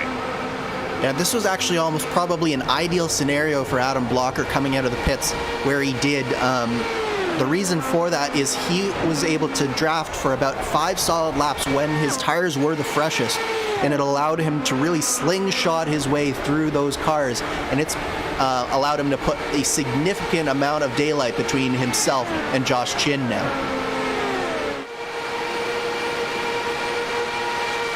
We're looking a bit further down the order at the moment at the battle for 15th, 14th, and 16th on the track. Willie Schwarbauer has caught up to Julian Altana. These drivers have already been through their pit stop cycles, and Nate Micah, you see, kind of wriggling around a little bit behind them. So it's really a 2-horse race at the moment between the 65 and the 71 here. Schwarbauer has been steadily closing in this gap here on Julian Altana, and might be able to look around and put his way up further up and get just that 1 step closer towards the top 10 here, Stefan.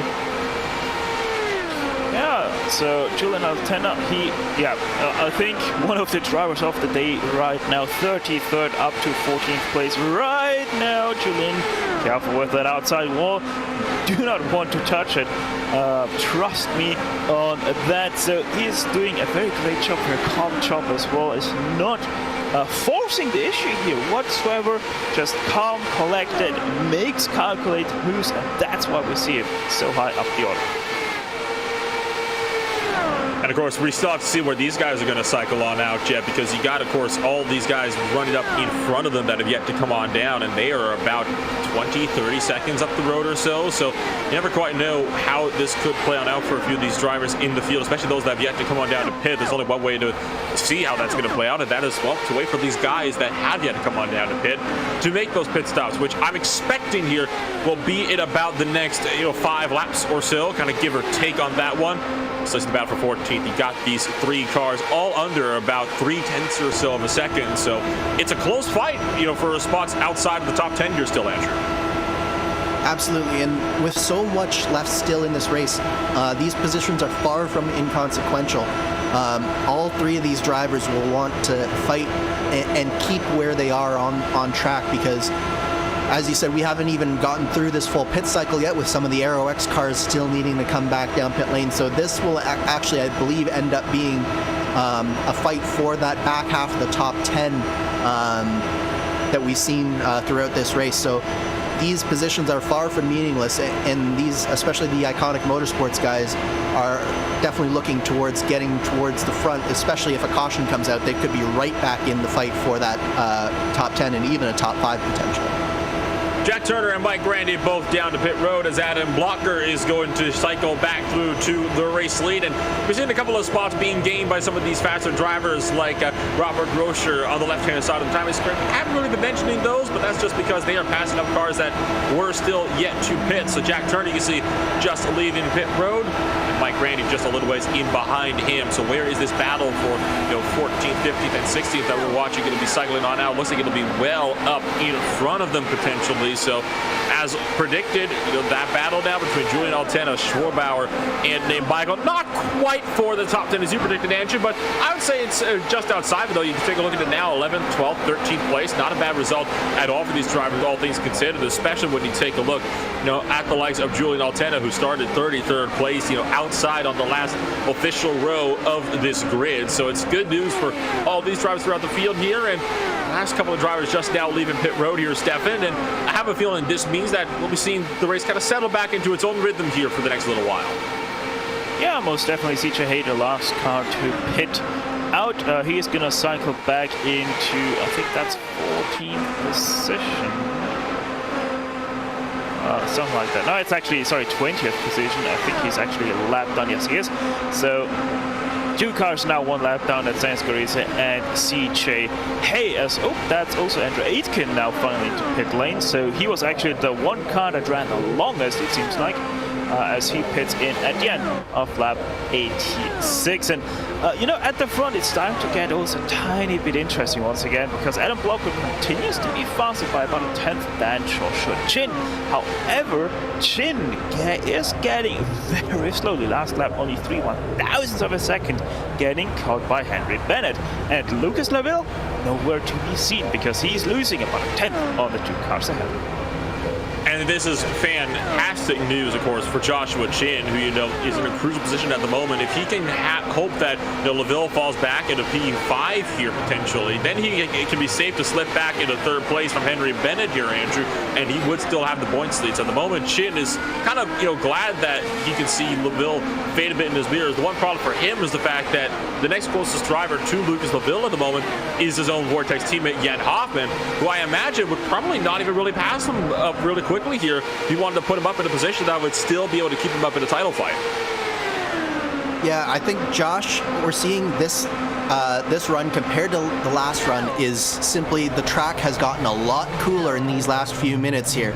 So he's not losing nearly the amount of time that he was losing before to Henry Bennett. We're now down to a 98 track temp from 110 degrees plus the last run. So the conditions are now swinging back in favor of Josh Chin here. The big story is Lucas Laville for me. I don't think he's in any danger from his teammates behind, but what he is in danger of is losing the draft to Chin and Bennett.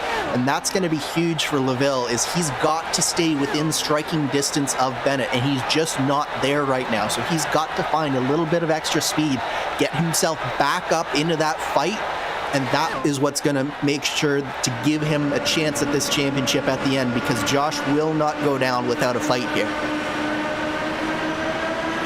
Joshua Chin is never one of those drivers that likes to back down from a fight. He is going to be willing to, put everything to the max to get that car, sorted. We'll have to continue to watch as the gap between Joshua Chin and Henry Bennett continues to close. There's another battle, though, now for 9th and 10th place. Julian Altena, we talked about him earlier on in the battle for 11th place, with Aitken coming in, though. That is now the battle for 9th on the track. So you ended up being correct, Andrew, just inside the top 10. They have caught Andrew Shoemake, who is now officially 1 lap down in this race. Has been kind of struggling a little bit to let some of these lead lap cars through, and all of that struggles to get past Shoemake means, Stefan, that Nate Michael has kind of thrown his hat back into the ring in the battle for 9th place. Yeah, and I think he's also bringing people with him, if I see this correctly. No, actually, sorry, Ethan Lane is 5 seconds down on Nate Michael. So, yeah, he's starting to throw his own head now into this ring, and obviously, Jamie Wilson and Marshall Stanley for 7th and 8th place, also not too far away from the Velocity Online racing driver of Julian Altena. So yeah, there is much to gain still for Nate, Michael, and Willy Schwaber. And I think as we look at the back half of the top 10, another story that's starting to develop here is that Robert Grosser is starting to slip back into the clutches of Jamie Wilson here. And that's going to be important because Wilson, as the teammate to Josh Chin, right now Lucas Laville has some teammates up there to help him, but if there is no longer a gap between Wilson and Laville, if he can get by Grosser and Hoffman, that's going to be a key moment in this race for the Chimera team and Josh Chin's hopes of potentially doing this, is if Wilson, especially if we get a late caution, which we very well may, it's going to be very important for Laville to have that buffer of his teammates between himself and Wilson.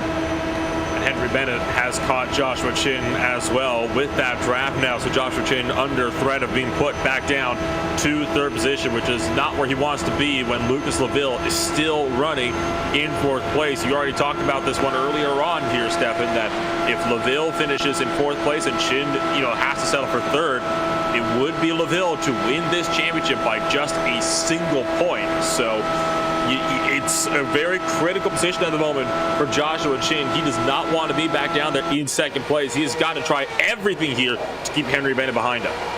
Yeah, exactly. So right now, obviously, the win, the championship win, would still go towards Joshua Chin as he runs a little bit out of juice there by a single point. If Henry Bennett able to overtake Joshua Chin and stay ahead of him, that once again swings over to Lucas Laville by a single point. So these guys most definitely have to be careful, because these two power slide cars in first and third right now could be our championship deciders. And when you talk about a single point, Stefan, how important is that fact that Adam Blocker is leading these laps here? And he looks, if it stays the way it is, on track to lead the most laps, which, as we know, is a bonus point in this series. So that is depriving Josh Chin of that crucial bonus point, which would put him into a tie for finishing second. And consequently, Josh Chin, who holds the tie break if it comes down to that, doesn't have that option open to him of finishing second now. Yeah, exactly. So Joshua Chin, basically to have a very great chance, needs that most laps double point. But obviously, as I said, Adam Blocker continues to lead and lead and lead. And the longer he leads, obviously, the less points or laps there are also available for others to lead. So if Adam Blocker continue his dominant sprint right now, which honestly I don't see ending anytime soon, Joshua Chin basically needs to keep Henry Bennett behind him. You see the battle for second and third place up on the main portions of the screen. Bottom right, you can see that is the fight between Jamie Wilson and Marshall Stanley for 7th and 8th place out. They're kind of keeping an eye on both little battles at the same time here. As the moment you can also see there it is, bottom left side, Marshall Stanley making that move on Jamie Wilson to put him down yet another position. That will bump Wilson down to 8th. Stanley goes up to 7th. And this should be an interesting fight here coming on up here, as Jamie Wilson is able to kind of fall back in behind Marshall Stanley without losing too much time to be able to have a run back at him, and that just leaves this battle for second now to be decided. Really close racing on a number of points in this track, and that's one of the things that you see with this car, is they're just able to follow so closely, but they just don't have necessarily the draft and the speed to get the move through done easily on the straightaway, like you see with the IR18 and the DW12. So it produces these really difficult passes that you have to set up for laps and laps and laps, and Marshall Stanley did a great job getting by Jamie Wilson, and that's crucially put another Vortex car between Lucas Laville and that second Chimera car as well. So makes it a little bit more difficult for Jamie to get back up towards the front and help his teammate.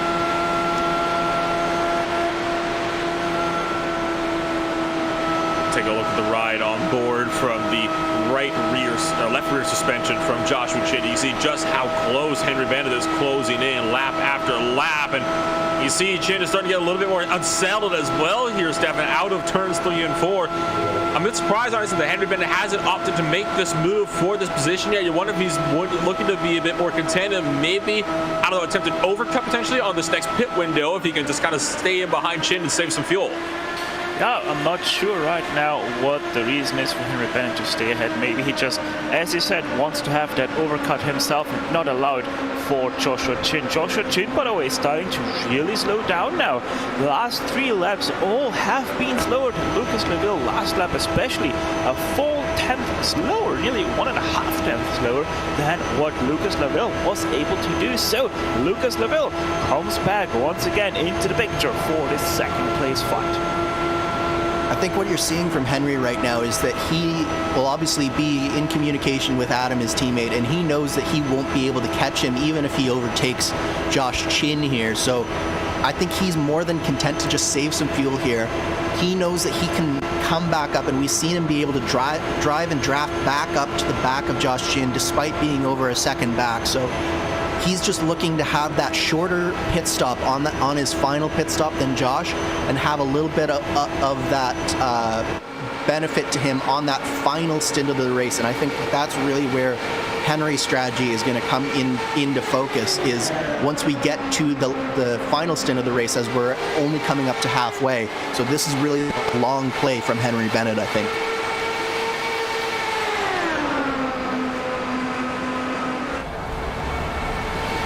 Henry Bennett is going to keep in line here with Joshua Chin just for the time being, and we are starting to close in, of course, on that halfway point. It will be 100 laps to go over at the line, so why don't we maybe take a look down on how things are shaking up so far here in this race. Adam Blocker, we mentioned before, is still leading this race in dominant fashion. Worked his way from 25th place up to first, now sits 5.6 seconds over this battle for second place between Chin and Bennett. Lucas Leville still sits in 4th place at the moment, just 1 point away from being able to punch his ticket into a second consecutive championship. Jen Hoffman rounds out the top 5. You got Groscher, of course, in 6th place. Marshall Stanley 7th, with Jimmy Wilson 8th, Altena in 9th, and Schwarbauer did a good job to round out the top 10 there so far. Nate Michael sits in 11th with Ethan Agan in 12th place. Andrew Dare Saunders all the way down in 13th with Franz Josef Stillman 14th, along with Jack Turner, Mike Brandy, and Caleb Wheatley to round out cars on the lead lap. Shoemake, talked about him before, had some serious pace early in the race, but that has since dropped off, and he is now one of the slowest drivers on track at the moment, under threat of losing position to Andrew Aiken for 20th place. Dennis Garis is 21st, with JC Hay now down in 21st place as the last driver running. And then, of course, with so much calamity earlier on in this race, you got guys like Bert Firestein that are out of this race 57 laps ago, along with Cody Luke, Vesa Yuha, Olilia, Logan Simmons, Lewis Woodall, Hans Pitkinen, Josh Baird, Andrew Wood, Gavin Hibbs, Art McEwen, Tristan Hauser, and Sebastian Kinder to round out what has been a 33-car grid so far, with only 21 cars on track, 17 on the lead lap. So 100 laps down, 100 laps to go as well. And this could be a very crucial championship fight as we get set to enter this second half of the race here, Stefan. Oh, was it a touch to the wall there by Julian Altena?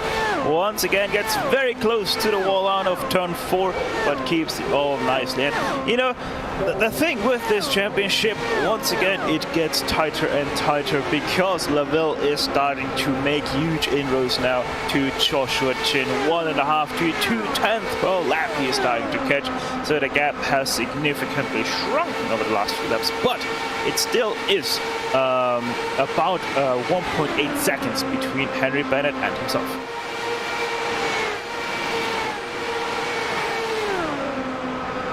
And of course, this title sponsor for this Indy 500 is, of course, the IndyCar Ministry. We saw Josh Baird running the IndyCar Ministry colors earlier on in this race before he had his own little struggles, but that IndyCar Ministry definitely did a good job to be able to bring us this Indy 500 today. So why don't we take a quick step away, and we'll give a bit of a shout out here to the IndyCar Ministry, and we'll be back in just a moment.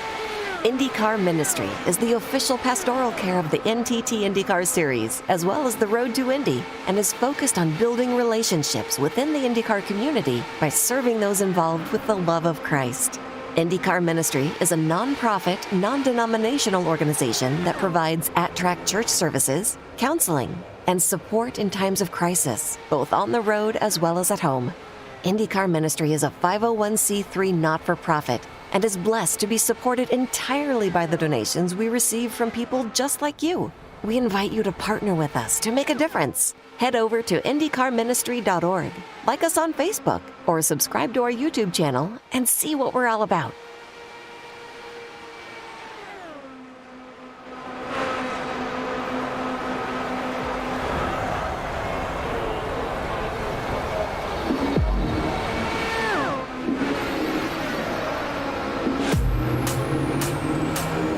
IndyCar Ministry bringing us the Indy 500 for the season finale here in the 2021 Classic IndyCar Series. Throughout all of this, Robert Groscher, you saw on the left-hand side of the screen, has come down to pit road, so it looks like we are just about ready to start opening up the pit window here. A lot of these guys that are running up here in the top three, Andrew, they've been out there now for about 30 to 34 laps. Fuel window roughly between 37 and 40 laps. We saw, of course, guys like Lucas Laville able to run up to 41 laps on the stint before we saw Laville come down. So we're just a few laps away from seeing our second run of green flag pit stops opening up here. Yeah, this field is really spread out for the most part, and that's created a lot of separation, a lot of green flag running right now. I think a lot of these drivers are nice and settled in, just putting in the laps, letting the laps sort of wind down, see where they are falling at that point in time.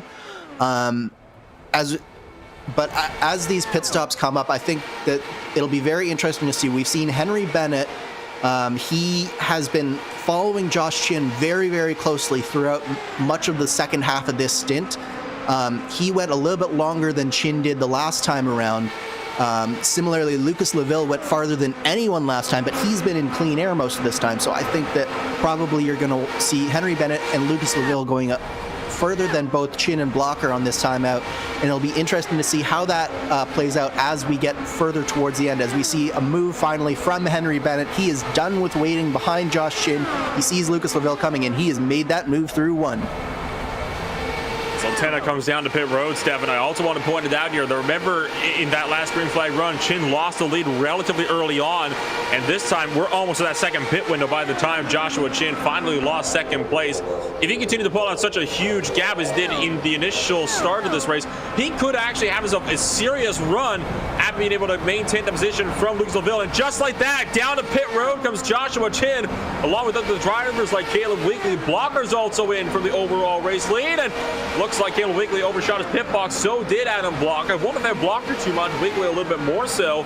But Joshua Chin, once again, going for the undercut.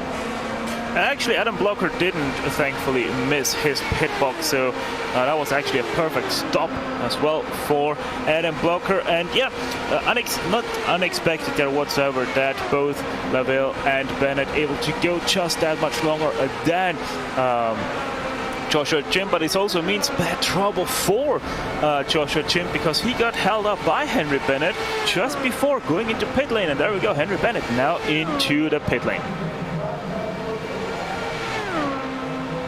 So Henry Bennett is down and in. When does Laville come down? Lucas Laville will take the race lead for the time being, and he'll be able to log a couple of more laps up there in first place. But at this moment, I do believe at the moment it will go back into the hand of Adam Blocker to be able to kind of work his way up there and continue to keep his lead and essentially come away with most laps led throughout this pit window here. So you can see, Henry Bennett will be the first driver to come on down from this lead, or the second driver, to come on down from this leading group. And we'll have to see where he's going to cycle out in relation to Joshua Chin. So remember, Chin was the one to come down first. He is on fresh rubber, coming around through turn one now for the number 93 Team Chimera driver, catching Henry Bennett, and then he is going to easily get back past him here in turn two, Andrew. Yeah, this is the same thing that we saw last time for Josh Chin. He executed the undercut to perfection, and exactly the same again. He's been able to get out in front of Henry Bennett. I don't think that, again, Henry's too upset about this at this point in the run. I think that he's very much content to just stay behind Chin. They both know that the only chance that they have to catch Adam Blocker at this point is some kind of caution, so or some kind of mistake, I should say, from Adam Blocker on pit road as well, because we do know that the entrance to pit road is so easy to get wrong, and it's so easy to speed. So it's one of those things where you need to be on your toes every pit cycle, and one small mistake can swing the outcome of this race. And don't forget as well, you talk about how pit entry can be difficult to get on here. Look just at the 2021 Indy 500. I believe it was Stefan Wilson that actually spun on pit entry when he locked up the tires and nosed his car into the pit wall over on the right-hand side. So it goes to show it is a very, very difficult pit entry here at the moment that these guys are going to have to manage. So this will be an entertaining one, to say the very least, to see how these pit stops will be able to kind of play on out as you watch more drivers looking to work their way down and off pit road. That was Lucas Laville, who we had just seen coming out of pit road, and once again behind Bennett, behind Chin. Joshua Chin trying to reel in, or trying to build a bit of a gap here on the fresh rubber by closing into Caleb Weekly via the trap before Henry Bennett can close the gap back down to him. Well, yes, Joshua Chin once again did get out of pit ahead of Bennett and Laville. Bennett and Laville are much closer to Joshua Chin than they were in the last cycle.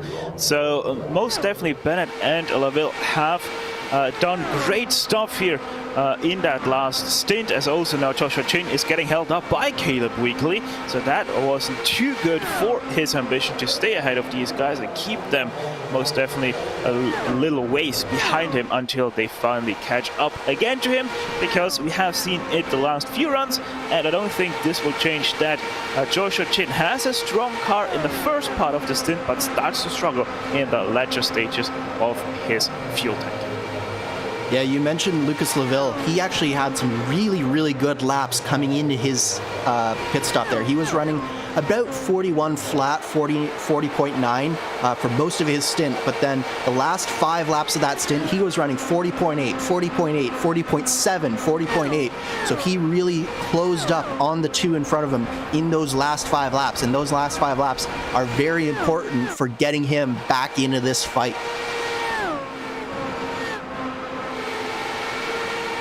You can see Caleb Weekly still falling back into the clutches of Henry Bennett to be put down a little bit further on his lap down. Now, Caleb Weekly is, of course, one of those drivers who I believe came in a little bit earlier, and he came down to the pit road about 6 laps ago. So Weekly still trying to kind of regain on some lost ground, but so far he's doing a good job and just kind of keeping out of trouble for the time being, just kind of trying to run his own race. Oh no! Bennett hard to the wall, upside down against the safer barrier. Weekly gets into it, and the caution flag will fly right in the middle of green flag pit stop. Bennett, though, a driver who's looking so good to potentially get a podium position here today, going to be out of the race. No way that just happened. Weekly was just trying to run his own line, and Bennett just pushed up into him on the exit of turn 1 through the south chute. He got put up and into the safer barrier, rode along it on his roof against the catch fencing. That is terrible news for Henry Bennett. And I'm afraid I have to say, I don't think Caleb Weekly did anything wrong there. He was just running his own line, and Bennett just didn't leave him any room to work with Andrew. It's a really tough call there, Nolan, for me, because at that point, Caleb Weekly is a lap down car, and he had been successfully passed. So I think Henry Bennett just expected him to give that position up, because really there was nothing left for Caleb to fight for at that point. He was at the rear wheel of Henry's car. So I don't think Henry expected him to keep his foot in it like he did. Yeah, not only that, but also Caleb Weekly, why is he so far down the track? I mean, already through turn 1, he did pinch Henry Bennett quite far down below. So I really don't see why Caleb Weekly was fighting so hard with the 3rd place car to stay up on the lead lap against him. I think the problem is the fact that Weekly is just trying to run his own race, right? And at the end of the day, in IndyCar racing, the lap cars don't necessarily have to yield, as you see Lucas Laville pick up a free spot. All of this, though, is actually terrible news, though, for Joshua Chin. Because remember, he no longer has a buffer to work with over Lucas Laville, and Chin coming back down to pit road. Laville stays out. So I wonder what Joshua Chin's thought process is at the moment as he comes back down to pit road with a lot of drivers, including everybody that's still yet to come on down to the lane. Now, this is an interesting strategy call from Josh Chin. I'm not sure that I agree with this. It will put him off sequence significantly here, but I don't see him cutting out a pit stop. So he's got to believe that he will be able to get his car back up through some of these drivers who stayed out. But it is a gamble for Josh Chin, and it's one that I'm not sure that he really needed to make here, especially with just how close he would be to Adam Blocker, having been so far back for so long. Yeah, not only that, but he now also has to overtake quite a few Vortex cars on top of that, and in reality he only just gained 2 laps to his rival, that is Lucas Leville, because 4 laps actually, because Lucas Leville has now been out for 4 laps, Joshua Chin for 6. That means that Chin just gained 4 laps on Lucas Leville, and the way we have seen, Lucas Leville was able to stretch his fuel tank 2 laps, just 2 laps on the last pit stop, that yellow flag that we have seen. So with that, Lucas Leville would actually be very quickly able to once again catch up with Joshua Chin strategy-wise. And on top of that, Joshua Chin also has to use more fuel because he'll be stuck in behind traffic, which also means that his tires will be worse, etc., etc. This is now the 5th caution on the day, and it's been the longest green flag run by far. I mean, the last yellow flag that we had was all the way back, actually. We're talking back on lap number 47 was when the last caution came out. We made it a good 70 laps or so under that latest green flag run, so we were able to see what green flag stops would look like. Adam Blocker has cycled back through to the race lead as a result of this one. It'll be Leville P2, Jan Hoppen P3, Groscher P4, but the problem is Franz Josef Stum in the number 34 machine. He is going to be up there technically in the second on-track position, as Lucas Leville will be the third one in line. So already Adam Blocker's got quite a significant buffer between himself and the defending champion just in behind here, Andrew. Yep. But at the same time, I think Adam is really still going to be in control of this race. I don't think that probably Andrew Aitken is really going to, the Aero X car is really going to pose much of a problem for Lucas Leville, but I'm not sure that Lucas really has anything for Adam Blocker. Now, to be fair, we haven't seen Lucas really try and run down anyone to this point in the race. So it will be interesting to see if there's anything else that we haven't seen from the Vortex cars yet that will potentially let Lucas start catching Adam Blocker and really start taking the race to him, because there is still a chance that Lucas can get the bonus point for leading the most laps if he does get by Adam quickly here. So that could put it even more out of reach for Josh Chin. But Josh is only in 7th place, so it's not the end of the world. It's not as bad a pit strategy as I was originally thinking. So 7th isn't definitely as bad as it could have been.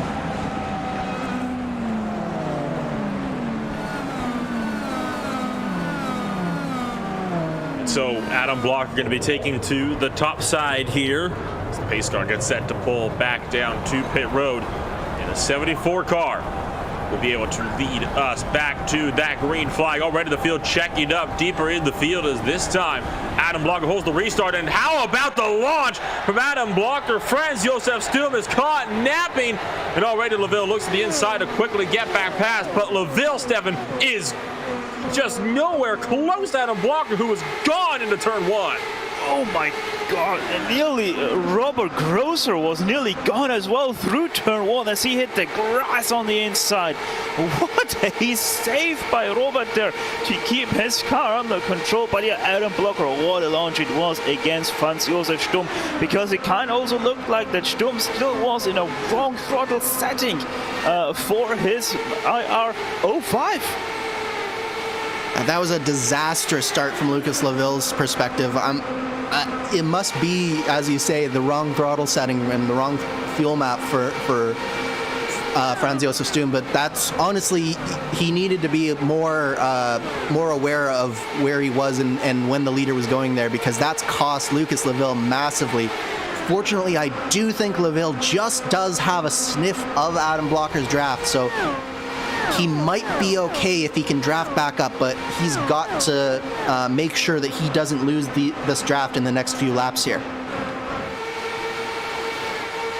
As we look up in front to this battle here for second place, trying to desperately close in the draft. It's about 9/10 of a second, and he has got Jan Hoffman behind him to give him a bit of a helping hand. Franz Josef Sturm, you can see just behind in fourth place.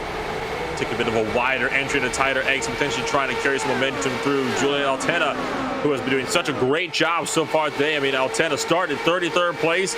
He is within shout of a podium here because of the timing of that latest caution.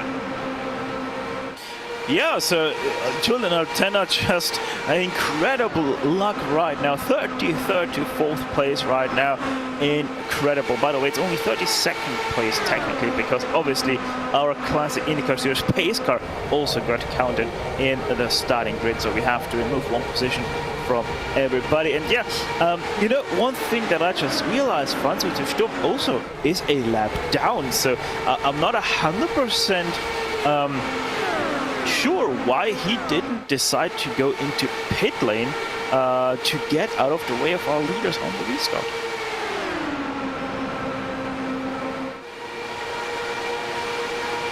Overall, though, apart from the bit of a calamity that we saw on the opening stages of this restart, it looks to be a relatively safe one after everybody managed to get themselves cycled on out. You've been able to see, Andrew, that gap has been slowly closing on in. It's down to just 7/10 of a second now, as opposed to the 9/10 it was when this stint started off. But that's not going to be enough to stop Adam Block from pulling away when we get further and further into these tire runs here.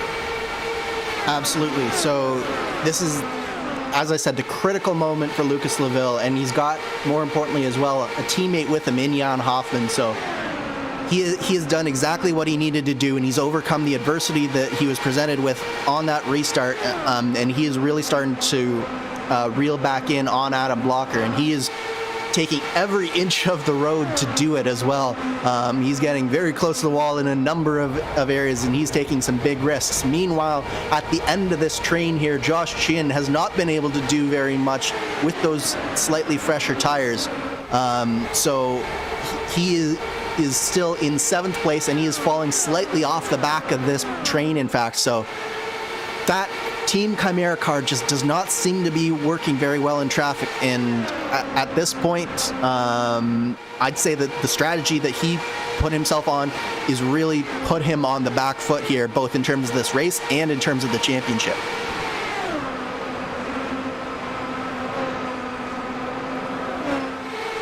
And you can see a very fierce fight deeper in the field through 3 and 4. Jamie Wilson and Mike Randy getting all sorts of almost physical with each other. Nate Michael in the mix of things. How about Randy Shoemake, who is a lap car kind of in the mix of things as well, and he is in a hornet's nest. This is the worst place for Shoemake to be at the moment, as Wilson's going to go through on the outside line. Randy hits the wall, but keeps it going steadily with no damage to the looks of things, as Randy starts to pull up to Jamie Wilson, and now 3 wide behind as Randy Shoemake has to fend off cars left, right, and center, just hoping nobody runs into him. And now they're going to double file it back out just in time for 1 and 2. Look out, Jack Turner pushed up the track. Turner has to back out to avoid slamming into the outside wall. That was some intense action there. And crucially, I think that fighting has put Jamie Wilson well out from behind his teammate. They had started 7th and 8th on this restart here, and now Jamie Wilson is no longer in contact with his teammate Josh Chin, so any potential advantage that they could have had of working together has also been eliminated by that side-by-side battling. So it's been a costly sequence of events here for Team Chimera, but I don't think that this battling is done, as we see Willie Schwelbauer going to the inside of one of the Aero X cars into turn 3. Mike Grandy then made that pass up. I believe that was for 10th place on the racetrack. Check me on that one. That was for P10. So Willie Schwabauer now up into the top 10 once again. Trying to chase down Nate Michael just in front to see if he can maybe pick up a 9th place finish here with 74 laps to go. And you see Ethan Hagen and Andrew Aitken both looking to see if they can maybe work their way further up in this little train here, Stefan. Yeah, and speaking about trains as well, Joshua Chin, he really isn't able to go that much further into the train for 4th place right now, because yeah, he had a good swing of fast laps at the very start of this stint, but quickly succeeded that speed, and he's now on par with the guys around him, even though he is on those new tires. So Joshua Chin, as Andrew mentioned earlier, he continues to struggle with his IRO5! Oh! Look out, Chin! Chin scrambles and avoids the rack as the caution flies. A close call, though, for the Team Chimera driver, as Robert Groscher, one of the Vortex drivers that was on the podium here 1 year ago, gets into it with the lap car of Franz Josef Sturm through turn 1. And Marshall Stanley, I think, got a piece of that as well. Take a look at that with the contact, and I think Stanley might have just managed to avoid running over that front wing, Andrew.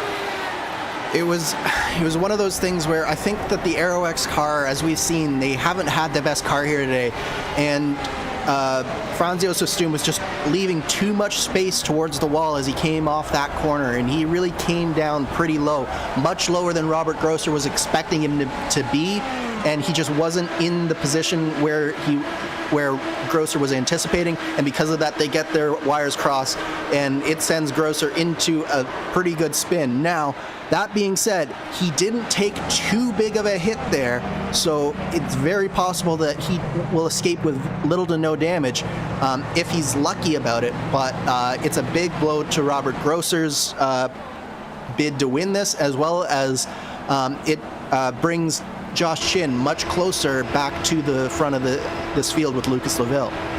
Right on board with Marshall Stanley, and watch this wild ride. There's the wreck, and Stanley just has to scramble to avoid that one to the inside line as Chin tries to work his way up, but he did have to yield and give that spot back on the back straightaway. But holy cow, a very, very close call, Stefan, for one of your main championship contenders. That would have effectively ended his night. Take a look at his perspective from it. Yeah, so Joshua Chin, 3rd car in line. There's the wreck, and yeah, it's not so much right here, but it's actually then Jan Hoffman, Marshall Stanley coming back up onto the track once again, where he had the wiggle on the transition, and that nearly made him collide with Joshua Chin, and this is highly interesting right now. Everybody goes into pit lane, apart from Jamie Wilson and Joshua Chin from inside the top 10. So Chin was one of the only drivers in their championship battle to come on in the last caution by. This time, the roles are switched. It'll be Laville on the fresh rubber with Chin inheriting the race lead. The crucial thing about this, though, Andrew, he's got a Team Chimera teammate, Jamie Wilson, who's right behind him and is no doubt going to be looking to do everything he can to keep Joshua Chin up there in the race lead. I think what we're seeing here, Nolan, is a little bit of desperation from Team Chimera. If my calculations are correct, I don't think that Josh can make it from where he pitted the last time without a fair bit of help and a fair bit of fuel saving. But at the same time, these cars right now, they should be good to go with just one more stop. They're well within the window here to make it on just one more stop. So it'll be interesting. If Jamie and Josh can make this fuel last, this could be the moment that wins them the championship, that wins Josh the championship. But if they are not able to make this fuel last and only have one more pit stop, this could also be the moment that loses them the championship. Yeah, what they're banking on to right now is they need another few cautions, because they have already run 11 laps in the form of Joshua Chin here, by the way. He has already run 11 laps up to this point, so that means he only has 26 more laps in his tank. Give that one, maybe 2 more laps just because of this caution here. So let's calculate it with 28 laps. 28 laps, that gets you to 40-something laps. That is still short of what he needs to do to make it on just that one more stop. So he needs about 2, 3, 4 more cautions, which quite honestly I don't see coming here because of how few cars we have left. So Joshua Chin might be a little bit in desperation. But that being said, Stefan, if there is ever going to be a time for us to have a string of cautions, it could be right now, because we do have a number of drivers who did stay out, and we have a number of really fast drivers looking to make their way through this field. We have Adam Blocker, Jan Hoffman, Lucas Laville. They're in the back half of the top 10 now. And there are not only some lead lap cars that they'll have to pass for position, but there are also some lap down cars. And we see the lap down cars haven't necessarily been the kindest to lead lap cars over the last 20 or so laps. So if there's ever a chance for there to be a few more cautions right in a row, it could very well be right now. Talking though about desperation mode, Ethan Hagen. He was nowhere to start with. He still was nowhere to be in at the middle of the race. But all of a sudden, he starts to slowly creep into the championship picture. Now, 5th place on the restart. And remember, to make a realistic appearance inside our championship calculations, that number 20 needs to be inside the top 3. He's so close right now, but I don't know if he's got the car under him to keep his position where it is. He's got a lot of fast cars right behind him, looking to get right back towards the front of this field. None more so than Lucas Laville, who sees his championship rivals both ahead of him, so he will be on the charge here as we come back towards the green flag.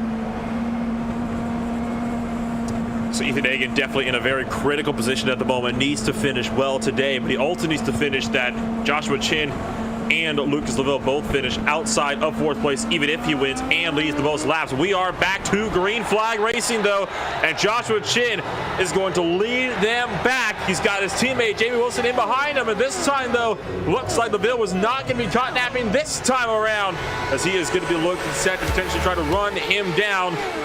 JC Hayes swinging out wide to let lead lap traffic through as we are back underway from Indianapolis.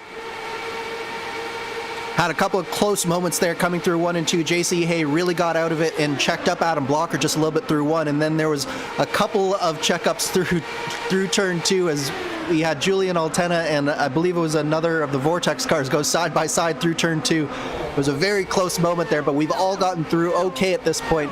The best news is for Lucas Laville, Adam Blocker and company is that they have some clear air now to really put down some lap times and start to reel back in those top 5 who stayed out on this last strategy. Oh no!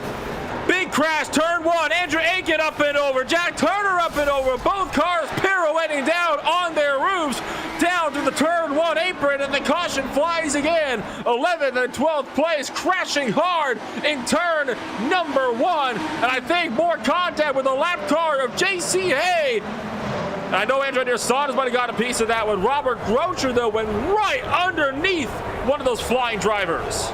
Yeah, he actually went underneath of Andrew Aitken, and I kind of have to say this was about the most stupid move that I've ever seen. So yet another yellow flag. The attrition starting to build on up. We had such a good green flag run in the middle of this race, but it looks like it started to creep on in as fatigue starts to set in. Take a look at this one.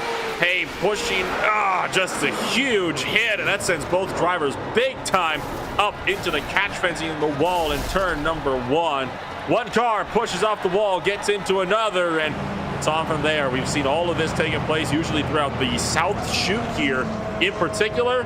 Yet again, turn 1 strikes us that corner you always have to watch out for, Andrew.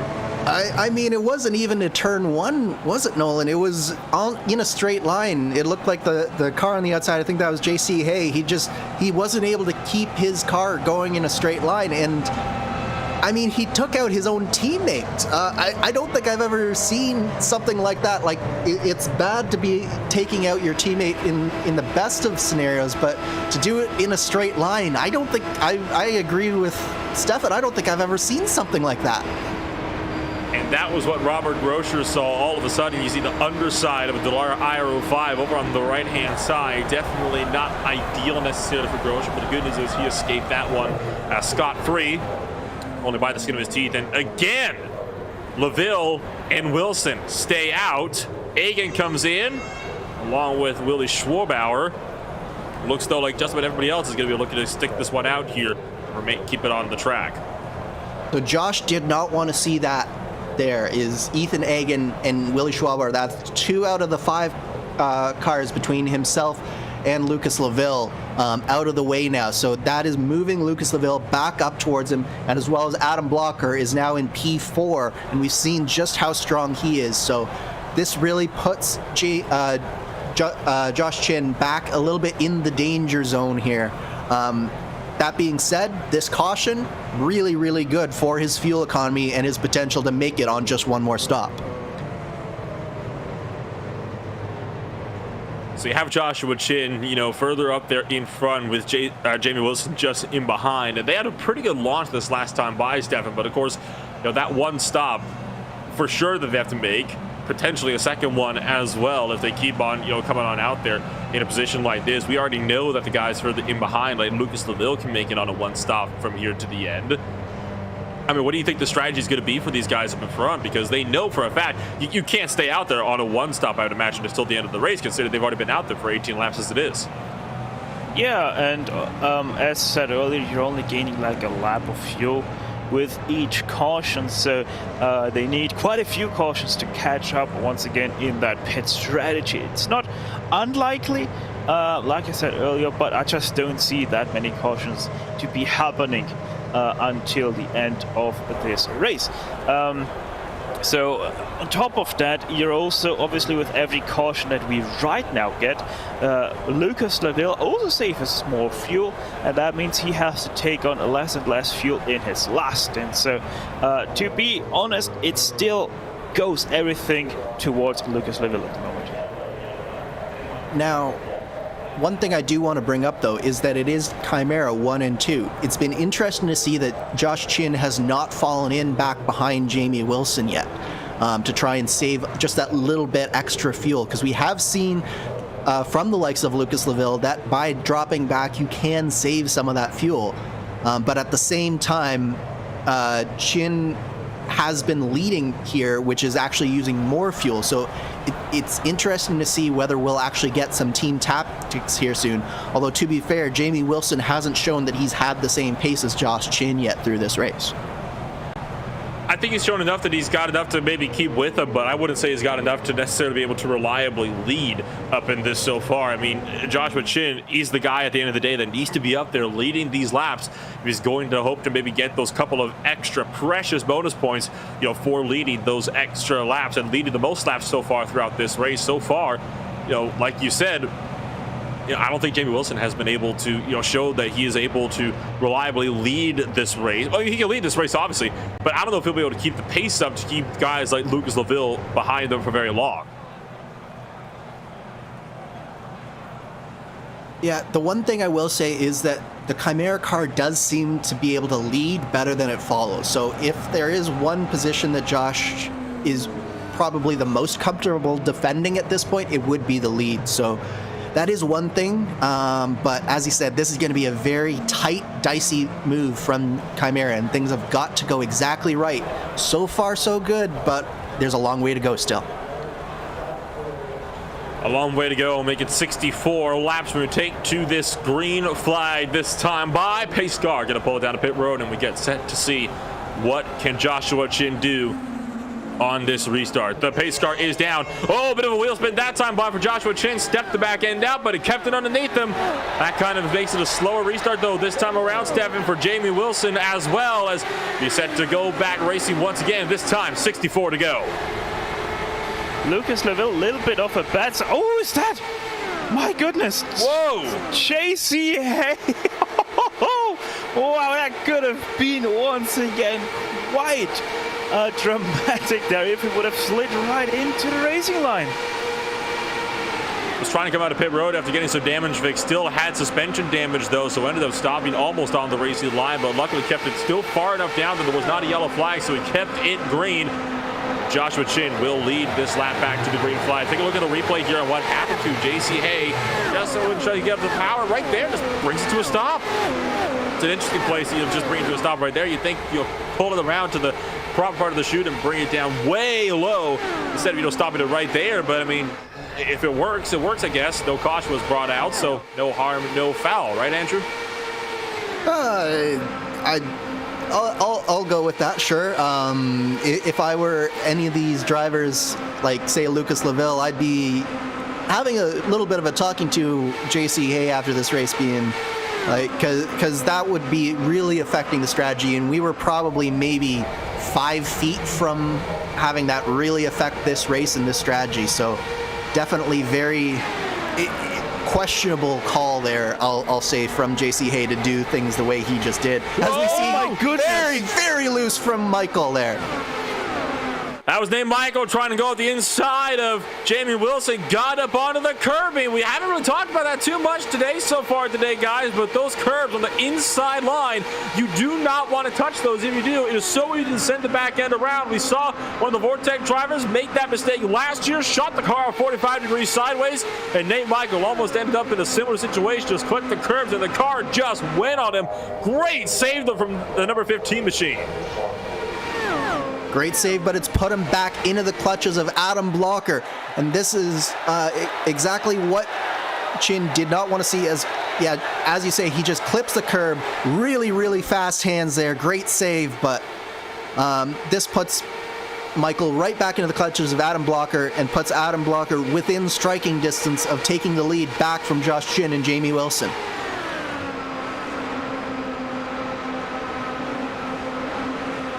So the battles pick up elsewhere on course. You've got, of course, the one that's further down the order. Marshall Stanley trying to work his way up on the inside of Randy Shoemaker, Robert Groscher. That battle going to get itself sorted on out as Robert Groscher tucks back in line with Dennis Garis as well. You still got the two Team Chimera drivers running 1-2. Adam Blocker completed the pass on Nate Michael for third place, though. Just in behind. Blocker wants his lead back, Stefan. Yeah, he most definitely wants his lead back, and he is so much faster than the two cars up ahead. Last lap, 6/10 faster than Joshua Chin. This, yes, was with the draft that he got from Nate Michael, but still, Adam Blocker just so much faster than anybody else on track. Also, Lucas Little catching in the at the same rate like Adam Blocker is. So Joshua Chin hurting his strategy extremely right now. Here is Adam Blocker. The number 74 car has caught the Team Chimera cars just like that, showing that Joshua Chin is really not as safe as you might think up there in the race lead. Does Blocker go for this one here? He does. Blocker looks to the inside of Jamie Wilson down the back straightaway, using the side draft to pull the 74 car back.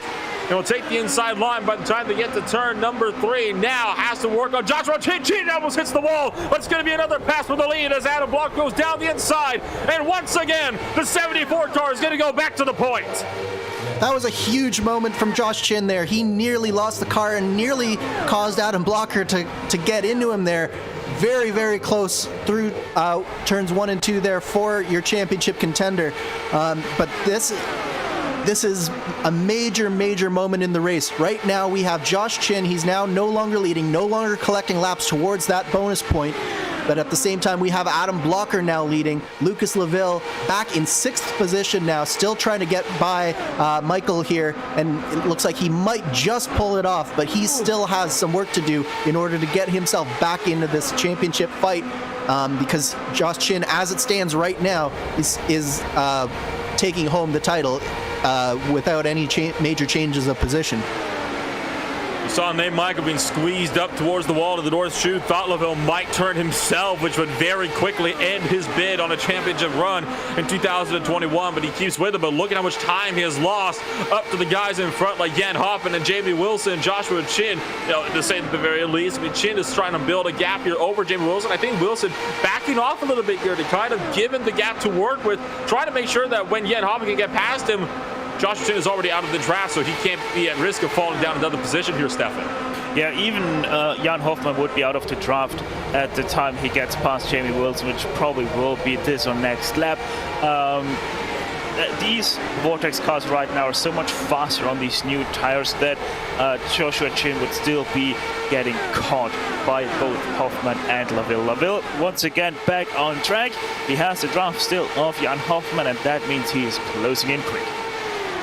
Jamie Wilson was extremely loose coming off of turn 2. It looks like these Chimera cars are very sensitive on corner exit. There's been a number of really close calls here with the Chimera cars in these last few laps, so it looks like they may have made some changes, but I'm not sure that it's made the handling any better as this race has gone on.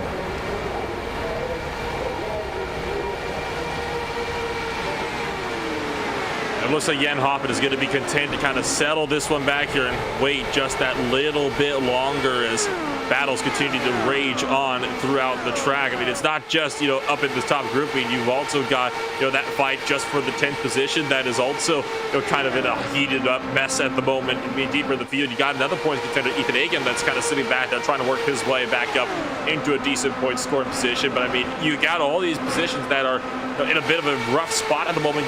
It's so difficult to try to make these proper moves up here, and that's what's certainly hurting some of these drivers. I mean, take a look at Lucas Laville. He has caught Jan Hoppen, but again, Jamie Wilson, Team Chimera driver, looking to play spoiler in this battle, backing off these drivers so that Joshua Chin is able to continue to pull clear in front. Yeah, Jamie's really working his role to a T right now. He's really doing a good job of creating that nice separation between himself and his teammate Josh Chin, and it's going to make things more and more difficult for these Vortex drivers as these laps tick down, because not only will they have to overhaul Jamie at some point, but they're going to have to pull themselves back up to the back of Josh Chin and then find a way by him. So all of these things are going to take more and more time, and it's time that they're quickly running out of.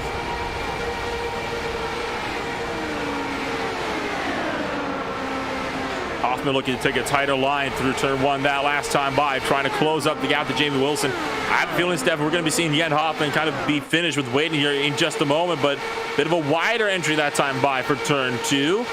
Laville looking for the position as Hoffman tries to close on into Jamie Wilson, but just can't get closer to have a proper send up into three. Yeah, I'm not sure how much Jamie Wilson actually is slowing down for these guys, because last lap he did pretty much put in the exact same time as Joshua Chin, just faster by 3/1000ths of a second. And looking at this lap, it doesn't look too much different, with actually Wilson this time around being 18/1000ths of a second faster than Joshua Chin. So Jamie Wilson, I don't think he's really playing too much of a strategy card, at least right now.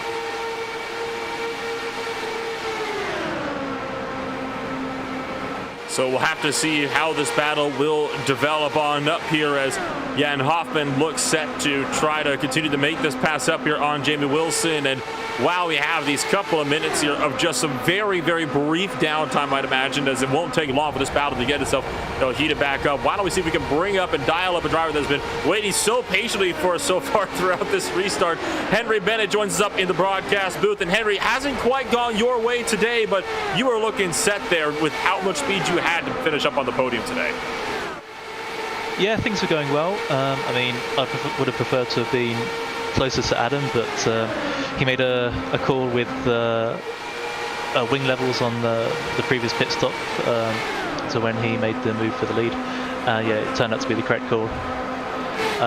Yeah, things were looking good. Our car was looking really good. We had the speed on basically everyone. Maybe Vortex were kind of with us on speed. Yeah, very disappointing to be out at the moment. And well, the caution flag flies at probably the most inconvenient point. And apologies, Henry Bennett. We'll probably have to wrap this conversation up in just a moment, because big championship implications under this latest caution flag. Ethan Hagen, a driver who was desperately needing the best possible finish today, guys, out of the race after a crash involving Dennis Garis and Andrew Dare Saunders, sees them crashing violently on the back straightaway. There you can see Hagen getting spun around, and Saunders takes a wild ride. Yeah, that was the car in front of Ethan just checked up on the exit of turn two. Ethan had nowhere to go, gets in the back of him, and then the car then goes back into the outside wall, pinballs back down in Ethan Hagen, and collects a number of other cars. It looks like that was just one of those things where it just should not happen like that, where a car checks up like that, but at the same time, it's one of those things where if you're driving near towards the back of the pack, sometimes stuff like that can happen, especially with the more ill-handling cars.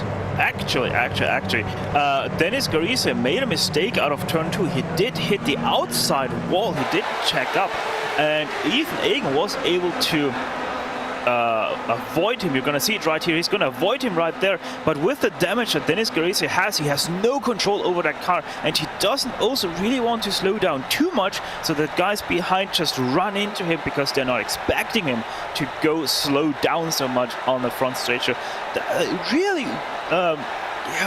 weird incident right there. But you couldn't have done this much better either way. Meanwhile, on track, we have pit stops, and it looks like that the full front of your field is all on pit road here. Certainly Adam Blocker and Josh Chin, although I do believe that Lucas Laville did stay out here with his teammate Jan Hoffman. And this is crucial, guys, because you have to remember that these guys cannot make it to the end here with 49 to go. They're going to have to come down at least one more time throughout the course of this race. So as we find ourselves under caution, we'll go back to the subject at hand before all of that carnage in the battle for the race lead picked on up, and we'll turn things back to you. Apologies, Henry Bennett, for having to kind of cut things off short there, but we're going to get back in touch with you now. And I mean, overall, you've kind of had a bit of an interesting season so far. I'd imagine we haven't seen you out at all of the races, but so far, I mean, you are looking for a good position. Do you plan on making a run at it here in 2022? It's still on the cards. Got to evaluate things to see whether I've got time to run this series full time next year, or just make a few appearances like I have done over the previous 2 years. But yeah, it's been about a year since I've driven this car in last year's Indy CS 500. A bit rusty at the moment. Despite being rusty, you still put together a very good performance before you had those misfortunes to you a little while ago. We are in this final quarter of the race, so I'm going to be pretty direct about this one. Do you have any predictions on who might come out on top in this race? My teammate is looking like the strongest car out there, but this pit call could set him back a little. Depends how fast he can get through the cars ahead. Apart from him, Lucas is looking very strong. I think Josh is maybe a step behind on setup, so I don't think they'll be competing for the win, but they're focusing on the championship. Well, Henry, it's been a pleasure being able to have you up here in the broadcast booth, able to chat with us one more time. But before we let you go for your 007 machine, who helps you to get it done? My team, mainly Adam, who's been working hard on the car in preparation for this race. Guys at CAS are putting on a brilliant league, and you guys are broadcasting. And thank you, Henry, for taking the time out of your night to come on up here and join us in the booth. Apologies for, of course, the misfortune that you had earlier on, but hopefully you'll be able to come right back at it in 2022. Thank you. So that was Henry Bennett being able to bring us a bit of a chat here in that 007 machine, being crashed out early, a little while ago. So unfortunate for him, but let's reset on how things look for the championship. At the moment, Laville has retaken the points lead, sitting in second place, exactly where he needs to be. Joshua Chin has pitted with Jamie Wilson. They'll be on fresh tires, but can they close in the gap? Ethan Hagen, meanwhile, points leader coming into today, effectively out of this race, making it a two-horse fight between the rival teams Chimera and Vortex Sim Racing, Andrew. Yep, we are now a two-horse race for this championship, and what I think will be interesting to see is just what this pit call has done for Jamie Wilson and Adam Blocker, and most importantly, Josh Chin. There's going to be some very interesting pit strategies possible. It'll be interesting to see whether they go the full length of their fuel stints from here on out, or whether they cut this in half and maybe run the car light from here on out.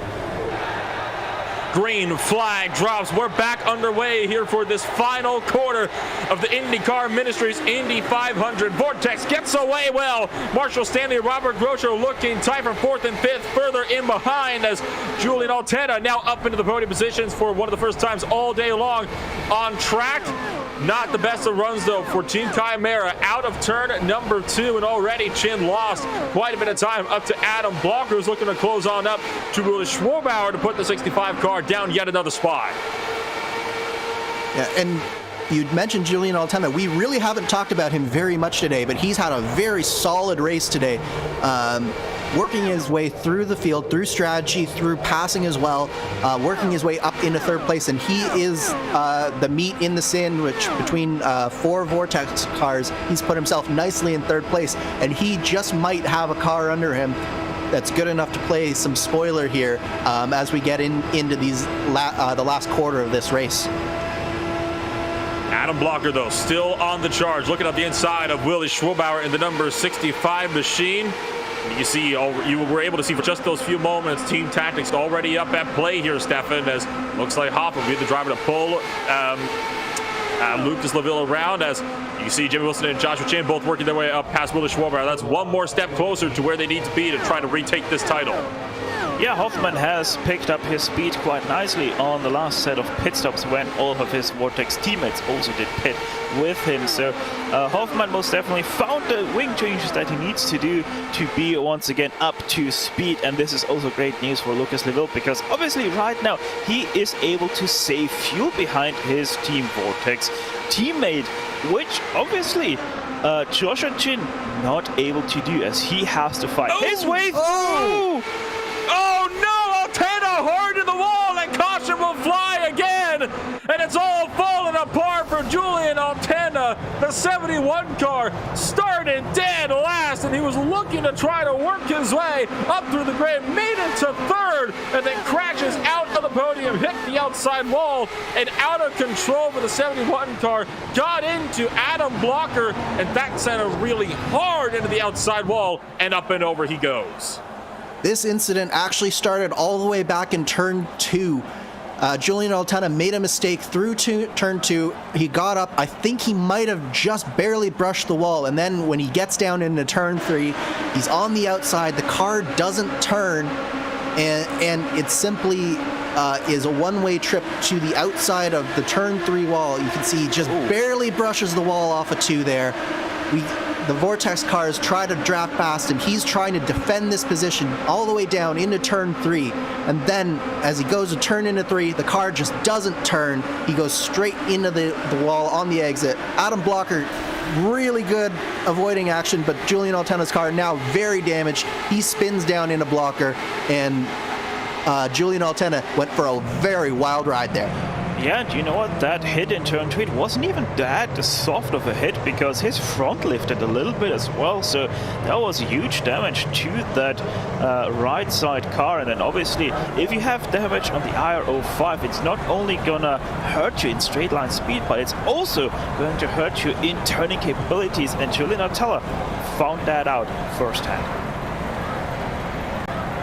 And another lesson, I said earlier, anybody that races IndyCars here, they find that lesson out the hard way. You cannot get up in the gray stuff. And that is a perfect example of why you can. Up and out of the groove.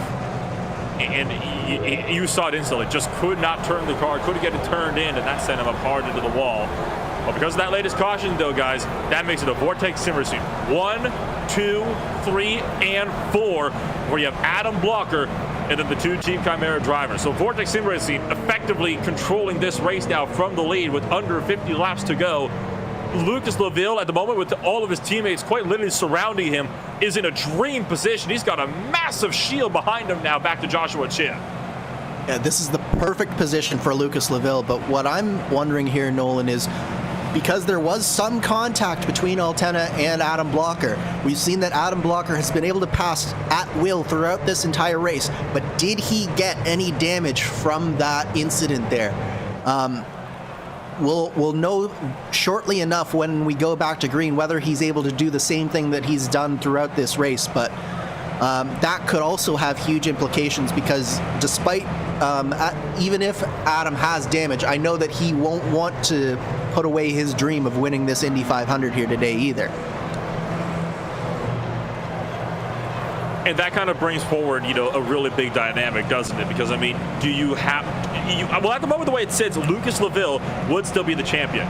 Do you want to get Laville that win, though? Like, do you want to deliberately move aside and allow Laville to take a win just so he can be that much more secure? Or do you want to try to go for some personal glory yourself? If Chin's a few spots back, you could probably afford, I would say, to duke it out amongst yourselves in the final couple of laps. But I would say, with 43 to go, you still have to work as a team here at this point. Yeah, I would say the Vortex cars are definitely going to work as a team here. They'll be well aware that if Lucas Laville is leading Josh Chin, then that's all that it takes for a championship win at this point for Lucas Laville. So I expect that they'll be working together as a team, trying to put all four of them in the best position possible for this run to the checkered flag. But at the same time, I doubt that they'll be willing to move aside, given that there aren't very many championship implications unless Josh Chin is able to make his way up past Lucas Laville. At that point, I think that's where you'll see more team tactics coming into play from Vortex. So, Stefan, as we get set to go back racing here, you still have this Vortex 1, 2, 3, 4 up in front here. How long do you think these guys are going to be willing to work as a team? Because they've shown it before. They are willing to do what it takes, to be able to work their way up. We've seen it before. Most notably, I would say at Kansas Speedway, when you had a Vortex driver deliberately back off to allow one another to be able to kind of take that win on that last lap. They wanted to sacrifice wins for the greater good if they have to. Do you think it will be the same case here, though? Yeah, most definitely. This is all about team tactics right now. Two guys in behind, that's your bodyguards. They will do anything to not let Joshua Chin by. Jan Hoffman in front. That is your draft king right here, because he gives the draft to Lucas Laville to extend his fuel the further and further into this race. So this is going to be highly interesting how they are going to play with Adam Block. Coming around, 3 and 4 in the hands of Jan Hoffman. Laville second, Stanley third, Grosser fourth. Team Vortex is in a prime position at the moment. And we got set to see if Jan Hoffman can hold on with Lucas Laville just in behind. Green flag drops. We are back underway, and this time it is a great launch from everybody behind them. Grosser and Stanley nose to tail down in the turn number 1. They've got Adam Blocker, who is no doubt hungry to take that race lead back, just in behind them in 5th.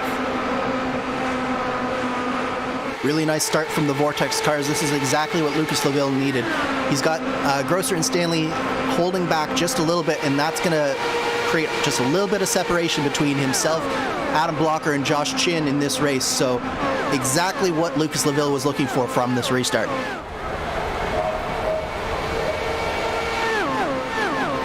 And out of turn 4, it is still Hoffman to lead this race, looking to utilize those team tactics again, tow Lucas Laville in order to have Laville pull away from the Team Chimera drivers just in behind with 40 laps now remaining. This is going to be an interesting fight, to say the very least. You've got so little time left to go in this race. We're now in the dying stages, and you have to wonder how long will it take before everything boils over. Well, one thing is for sure, in 3 laps we'll have the pit winner open for the last pit stop of the day. Remember, one pit cycle is 37 laps, so once we hit 37 laps or lower, these cars will be good once they drive into pit. So far, this top group, it is a lot closer than it has been on the last couple of restarts, which is good news, though Jamie Wilson has started to kind of fade off from this main grouping. Joshua Chin is at the rear of this train, down in P number 6. This is bad news for Jamie Wilson, who might just be a little bit too far back to be able to properly make any kind of moves on this one work. So it is still going to be a Vortex 1, 2, 3, 4. Look out for Adam Blocker. I think he's going to be the big driver to watch for at the moment, as he is going to be hungry. He's the first driver not in a Vortex sim racing crew that is currently running on this. And Adam Blocker, no doubt, going to be hungry to go for P4.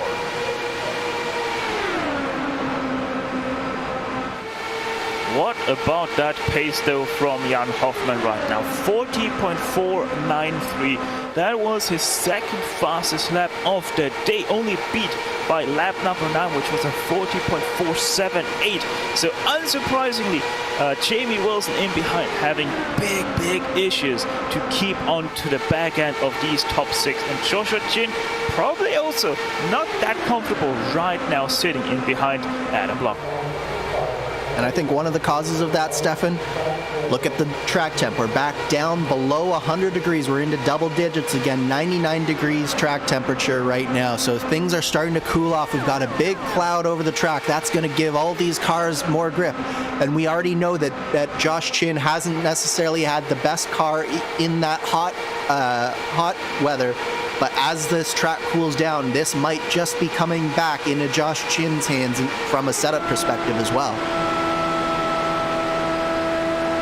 And look at how close the top 5 is, with Joshua Chin just in behind the top 5, all under a blanket, and it is almost too close to call. You're gonna have to start holding our breath here, as it looks like a couple of these drivers starting to get a little bit squirrely. Marshall Stanley gonna hit the outside wall and just frustrated by himself. Right on board with the blocker, right in the thick of things. There's the look, trying to go for Robert Groscher down in the turn number 2, and Groscher gonna lose out on P number 4.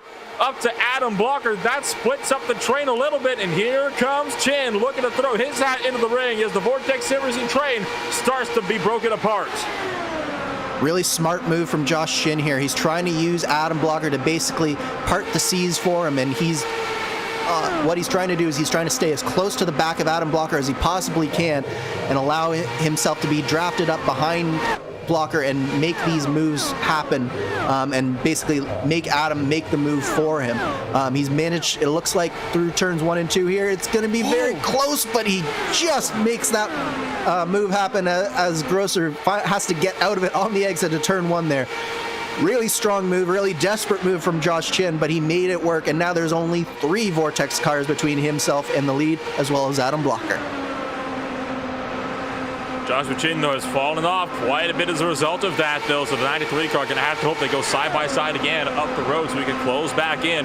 But with how Adam Blocker has been driving so far, I have a feeling, Stefan, that it's not going to take very long for that 74 car gets alongside with Marshall Stanley to help Joshua Chin start to close in that little bit more. I mean, yes, but also no, Joshua Chin did lose quite a lot of space there to Adam Blocker because of that pass that took so long on Robert Grosser, and it was to be expected that Robert Grosser is going to be letting off that easily off that position against Joshua Chin. So 1 down, still 3 to go for Joshua Chin, because remember, even a 3rd place doesn't guarantee him that championship. Another thing to keep in mind here is that we are on 2 different pit strategies, the Vortex pit strategy and the sort of normal one that Blocker and Chin are on right now. So we should be seeing these Vortex cars very soon coming to pit lane. So it'll be interesting to see that once they do come to pit lane, whether they'll be able to do sort of an undercut on Blocker and Chin, or whether the duo of Blocker and Chin will be able to maybe even work together and stretch the lead out that way. So that'll be a very interesting dynamic as these closing stages get through.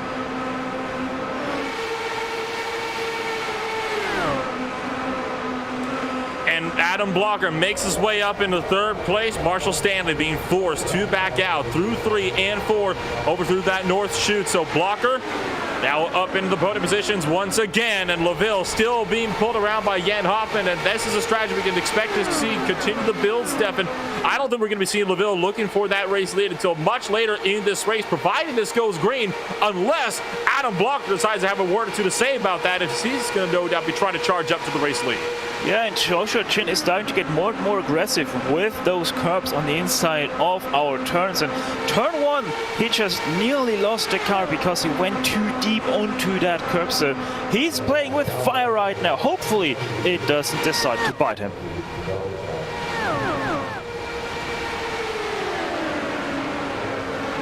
You still see, battles shaking up elsewhere on the field as well. It's not just, in this top grouping that's having a bit of a run here. You never know just what could happen. There you can see, on the main screen now, this is the fight at the moment for a spot just around the top 10. That's 8th, 9th, and 10th between Grandy, Michael, and Schwarbauer, all looking to pick on up as well. That swapped hands for between Dave Michael and Willie Schwarbauer. Just 1 lap ago through 3 and 4. Yeah, really close battles throughout this field right now. And these positions are no less important than the positions up front right now, because there's still a long way to go in this race. And with how closely the front of the pack is battling, I'm not going to say it's likely that there's going to be an incident, but the possibility is definitely there. So no one who is still in this race, none of the top 10 right now should feel like they're completely out of this race at this point, because anything can happen at Indianapolis, particularly as we get ready to get into go time with just 30 laps to go now. Just 30 laps to go, and look out for Adam Blocker, who has caught the top two. Does Laville make the swap with Jan Hoffman to try to put himself just one more spot to the good up into the race lead? Or does he allow for Adam Blocker to work his way past? Because at this point, it's inevitable that Blocker will go to the race lead. I mean, he has been on such a huge charge, and he has proven that he has got more than enough speed to make it happen. So Blocker trying his hardest, no doubt, to try to close on in and set up Laville to go for second place, and maybe even try to go to the race lead as well. But Jan Hoffman so far still doing a good job up in front. He's been really doing a great job, really, Stefan, at setting that pace, being able to make sure that you keep Laville behind him in the tow. But here goes Hoffman to pit road. Jan Hoffman is down. Here comes Stanley. Chin as well. Joshua Chin deep in the pit road and going for the overtake. He was too fast. Stanley in a pit road. Was that a speeding penalty for the 93? He was too fast, was only about 10 kilometers an hour, but Joshua Chin definitely did speed into pit lane. Remember though, we are using segmented pit stall runs, so Joshua Chin might still be good on his speed. Oh, and I think he also missed ever so slightly his pit stall. So there we go, this is the pit entrance, and look at that, he's still scrambling to shave off speed of his car, but I think he was good because that stop did look like normal. However, Jan Hoffman still ahead of Joshua Chin. That pit stop was on the limit for Josh Chin. He did exactly what he needed to do, as you mentioned, because of the segmented pit in that we have here. He was just able to get himself in there and slowed down just enough to make that work. And that was an incredible pit in and a huge move from Josh Chin. So now he sees who was in the lead of the race is right in front of him, Jan Hoffman. So that was an incredible move. Exactly what he needed to do. A lot of risk, but a huge reward at the end of the day. And you can see that Jan Hoffman is already trying to break the draft with Josh Chin and not give him any space to get closer to Lucas Laville when things cycle through here. And of course, this is the very crucial factor. Where does Laville cycle out when everything is said and done? I mean, you mentioned that Chin might have gone a bit too fast here, Stefan, on this pit entry, but it looks like he might have just managed to get away with that, thank goodness, that would be the worst case scenario if he had to get that speedy penalty. So it's a good news for him. And Laville's in front. Laville's in front of Hoffman and Chin right now. And this is good news for Chin this is good news for Laville, because like Jamie Wilson was doing for Josh Chin earlier, this means that Jan Hoffman now can play spoiler and kind of keep Josh Chin a little bit further in behind. Randy is in the pit road while all of this is said and done, and it's worth noting that the guys in front, they still have to come in as well yet. So you got Will Schwarbauer in pit road. Nate Michael is also in. Adam Blocker, though, staying out for the time being. Yeah, Adam Blocker probably right now thinking more about the long-term gain, what he can have. He doesn't necessarily need to pit right now. He can let it run out there to dry. And you never know, maybe the caution comes this way and all of a sudden he is actually in prime position to win this race. But here now, Joshua Chin to the inside. Looking low, don't make contact with Jan Hoffman. Hoffman forced to back out from the top side of one. So close to call to the right rear wheel of Joshua Chin through turn two. But Chin works his way up into what could be net P3 on the racetrack. And now there's nothing stopping him from running down Lucas Laville. But even if he gets up to second place, that might be the one position where he could find himself safe. Well, if Laville finishes in third place and Chin is in second, Chin wins by a single point. He needs to get past Lucas Laville. This could be the battle to decide the championship. What a move from Josh Chin. Absolutely incredible. He put it all on the line there. We've seen some great driving over the last few laps, first with the pit in and then trying to pass Hoffman successfully through turns one and two there.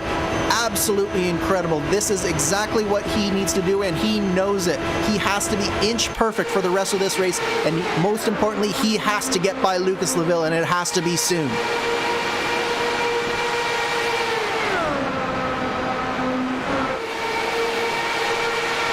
And so we have have this be a very crucial factor here. But you got Lucas Laville, second place, Joshua Chin down in third. Blocker leads, but Blocker still has yet to pit as well. Chin looked for the inside. Laville went down to cover. And this is a battle that might not cool down until that very last lap where it all could come to a head. Adam Blocker still leading this race, but still has yet to pit as well. 36 seconds clear of Lucas Laville. When does Adam Blocker come down to pit road? These guys are the fresh rubber, it's worth noting, Stefan. So at the moment, they're probably gaining a bit of time here on Blocker on the track overall. Actually, they're not. They're the same speed as Adam Blocker, surprisingly enough. So Adam Blocker once again showing what kind of speed he has to offer with that car. And you know, this is very interesting because Laville being ahead in second place, he would right now gain 9 points over Joshua Chin, and thus and he would be 9 points ahead in the championship. Thus for Joshua Chin. So Lucas Laville right now prime position.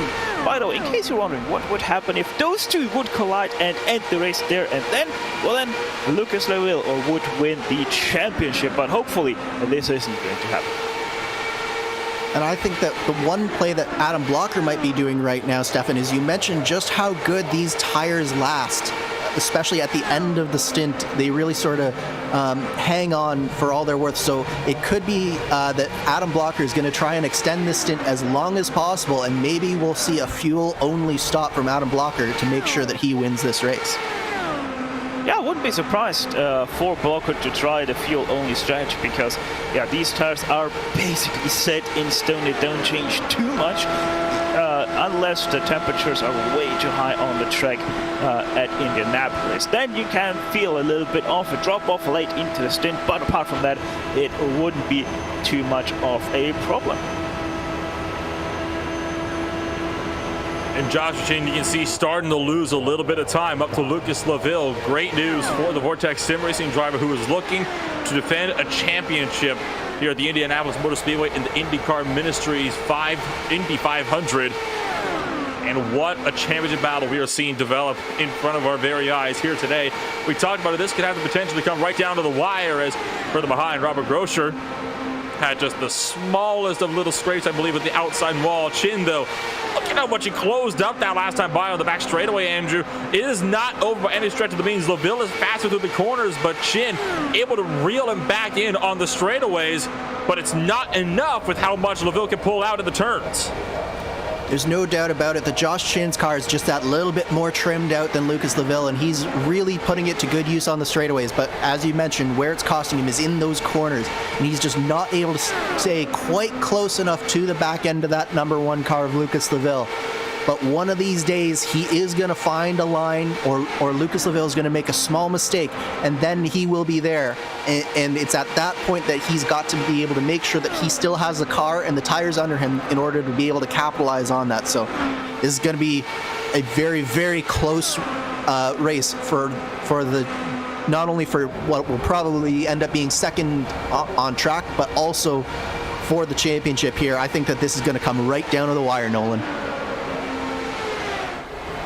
Let's also not forget about Jan Hoffmann in behind, because that is still a teammate of Lucas Laville, and he's starting to once again get close to the back end of Joshua Chin. And you imagine that Jan Hoffmann is going to be very eager here to want to play spoiler in this battle. Of course, if Jan Hoffmann is able to get back past Joshua Chin here, Andrew, especially in these closing moments, it would just be, you know, the nail in the coffin, I would say, for Joshua Chin's hopes, which are, you know, getting a little bit slimmer with every 100th of a second that Laville is able to pull over out of him. And we still have, of course, yet to have Adam Blocker down pit road. We can expect that to happen within the next 5 laps or so. I think Blocker would still come out in front of these guys, but it might be a bit of a rough run if he is going to be falling a little bit further in behind. Yeah, Jan Hoffmann thought about making the move into one that last time by it, but he wasn't able to do it. Josh Chin with a really good run, looks out, doesn't quite have enough, and that's going to put him back into the clutches of Jan Hoffmann, so he's got to be very careful when he makes those looks like that, not to put himself in a position that Jan Hoffmann was able to take advantage of. This is an incredibly tight balancing act from Josh Chin right here. He's got to be so careful with every move that he makes, because any small thing that he does could potentially end up costing him the championship. As we see, Adam Blocker is in fact on pit road this time by with 15 laps to go. So Adam Blocker is in. Where does he come out in relation to this grouping? That is going to be a very crucial factor in how this battle for the lead could play out. Blocker just now leaving his pit box. And it's still going to be a long way, though, for him to come back around through turn 2 before he can properly get up to speed. Jan Hoffman closing up on the back end of Joshua Chin. Does he look for the inside line? Does pull out. Jan Hoffman trying to make the run and put Joshua Chin back down to the third, but just can't get the run through turn 1. Chin comes down to cover. Here comes the field as Adam Blocker exits turn number 2, but it will be in front of Lucas Laville. Laville trying to pull down, trying to get that draft off of Adam Blocker. He's trying to get back up to speed. Hoffman pulls to the outside now as Joshua Chin tries to fend him off with 15 laps to go. The 93 car, though, still holds strong for the inside line, Stefan.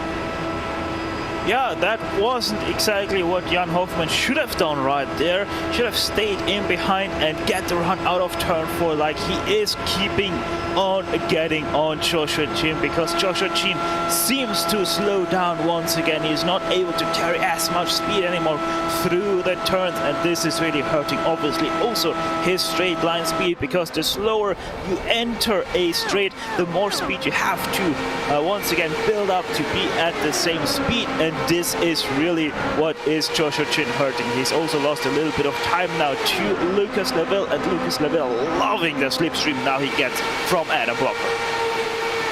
Yeah, Lucas is firmly in the slipstream of Adam Blocker right now, but what'll be interesting to see is once that slipstream sort of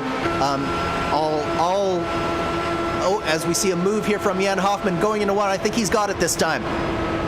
And he does. Jan Hoffman puts himself up in a P3. Joshua Chin forced to go back down to 4th place. That could be the move that decides the title, unless something happens. If a caution were to come out now, it would be an absolute game changer for these drivers. You have got 13 laps to go, and these drivers have been out there for only 15 laps, so they will be good to go to the end from here. And Joshua Chin, you can see, really starting to struggle in the number 93.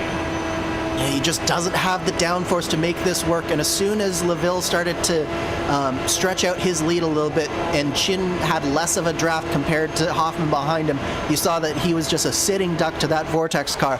But meanwhile, we can't say enough as well about the drive of Adam Blocker out front right now.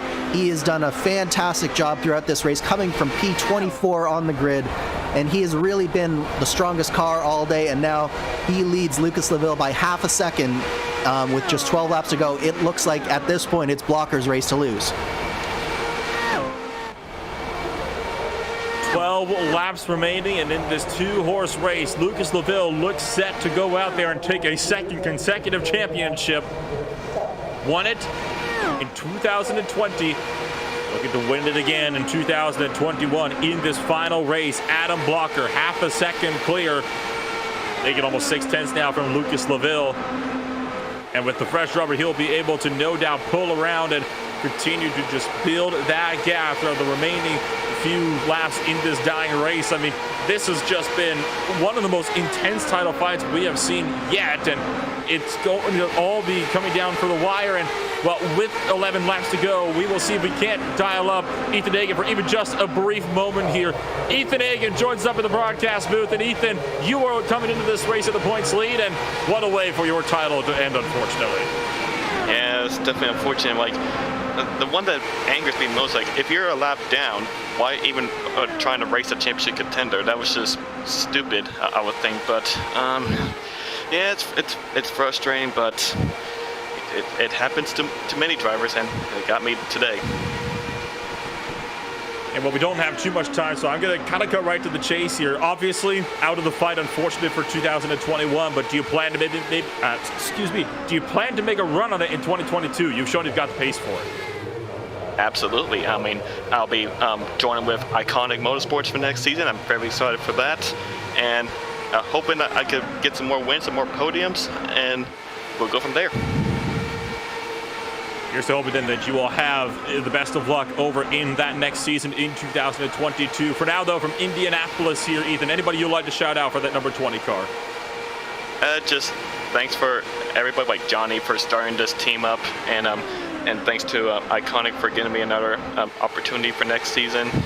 And just want to thank my family for supporting me this whole way, and we'll get them next year. Well, Ethan, it's been a pleasure to have you up here for these brief moments in the broadcast booth. Sorry it couldn't go quite your way this year, but best of luck next season. Thank you. Ethan Agan, who was looking set to potentially go out there and try to get a championship here today, but a wreck with a lap car sees him now out of the running order well over 30 laps ago. So as we get set now to go racing for the final 7.5, about 7 laps left in this race, Adam Blocker is looking more secure to take a race win, and each passing lap, Lucas Laville's championship hopes continue to grow as Joshua Chin continues to fade away in the background, Andrew.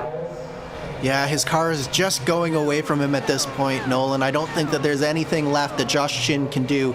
He did everything he possibly could to try and get by Lucas Laville, and I think if he had been able to get that move done early on in the stint, he stood a chance at maybe being able to win this championship. But as soon as Jan Hoffman got back by Josh Chin, Josh's hopes were pretty much gone at that point. And barring an incident happening before the end of this race, this is Lucas Laville's championship, but it's Adam Blocker's race to win.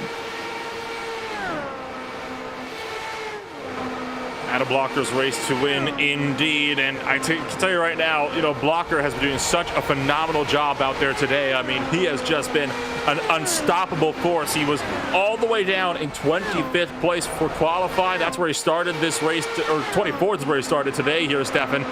And I mean, he worked his way up through the field before the halfway point even, and has just dominated the race since he's been able to get back up to the front. Yeah, incredible pace by Adam Blocker. I mean, it was also incredible pace by Henry Bennett, but it just wouldn't want to go his way there, as Nate Michael is right now being led by all of our top drivers. A little bit slow, Michael is here to end the day, as we had 5 laps to go in the race.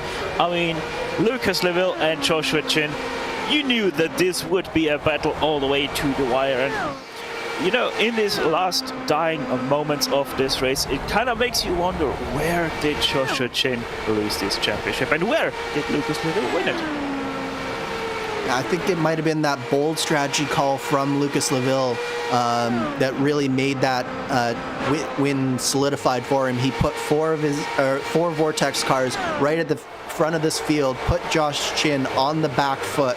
And I think from that moment forward, Lucas Laville was much more in control of this championship and of this race here than he had ever been at any point coming to that point, Stefan. So I think that was the moment, that decision to stay out where Josh and Adam and everyone else pitted, that was the moment that Lucas Laville can look back to and say, I made the right choice, and it ended up putting the championship in his hands. Going to be 3 laps to go this time by in not just the IndyCar Ministries Indy 500, but in the 2021 Classic IndyCar season. Joshua Chin is now over a second back from Jan Hoffman, 2 seconds from Lucas Laville. He is no longer in the picture. All Laville has to do is keep that thing underneath him, and he will be smooth sailing to pick up his 2nd consecutive championship here for 2021. The defending champion came into this season, didn't have the best of starts. Remember, all the way back at Phillip Island, that season start ended up being crashed out of the race. Thought he might be on the back foot. He has done a great job, though, to fight back and now puts himself up in title contention. Andrew, it has been an absolute joy to be able to be along for this season finale with just 2 laps remaining now. Make it 5 miles to go. This is a fitting end to a championship that has gone down to the wire. I can think of no better location, no better drivers to have been involved than Lucas Laville and Josh Chin. Adam Blocker here today has been the driver to beat, though, and he has really shown it. He's done everything he could to put this race in his hands, and he is now 2.5 seconds up on our presumptive championship winner Lucas Laville with just over a lap and a half to go. What a drive from Adam Blocker. He's done exactly what he needed to do throughout this race, worked his way through, made passes, and then he has just dominated from there. Great drive from him, great drive from all of our top 5 right now, because it's really been a showing at the top of this field.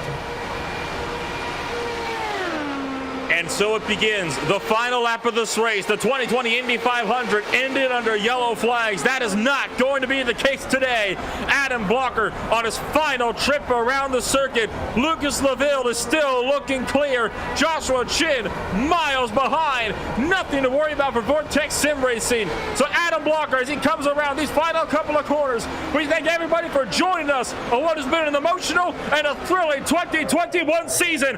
Blocker out of the final corner. He will win the IndyCar Ministries Indy 500 from Indianapolis. But for Lucas Laville, it is a second consecutive championship. He will best Joshua Chin as he takes the second place in the Indy 500. And with that, the points lead will go to the Vortex Sim Racing number 1.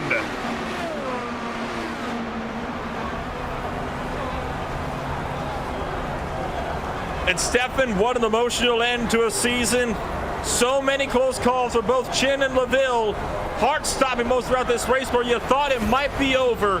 But at the end, Lucas Laville doesn't get the race win, but he finishes where it counted, which was right up there on the podium with Joshua Chin 2 seconds behind in 4th. Yeah, it doesn't matter if you can't win the race, if you still can't win the championship. And what great pictures we're seeing here right before our eyes. Joshua Chin and Lucas Laville congratulating each other on an incredible race, an incredible season.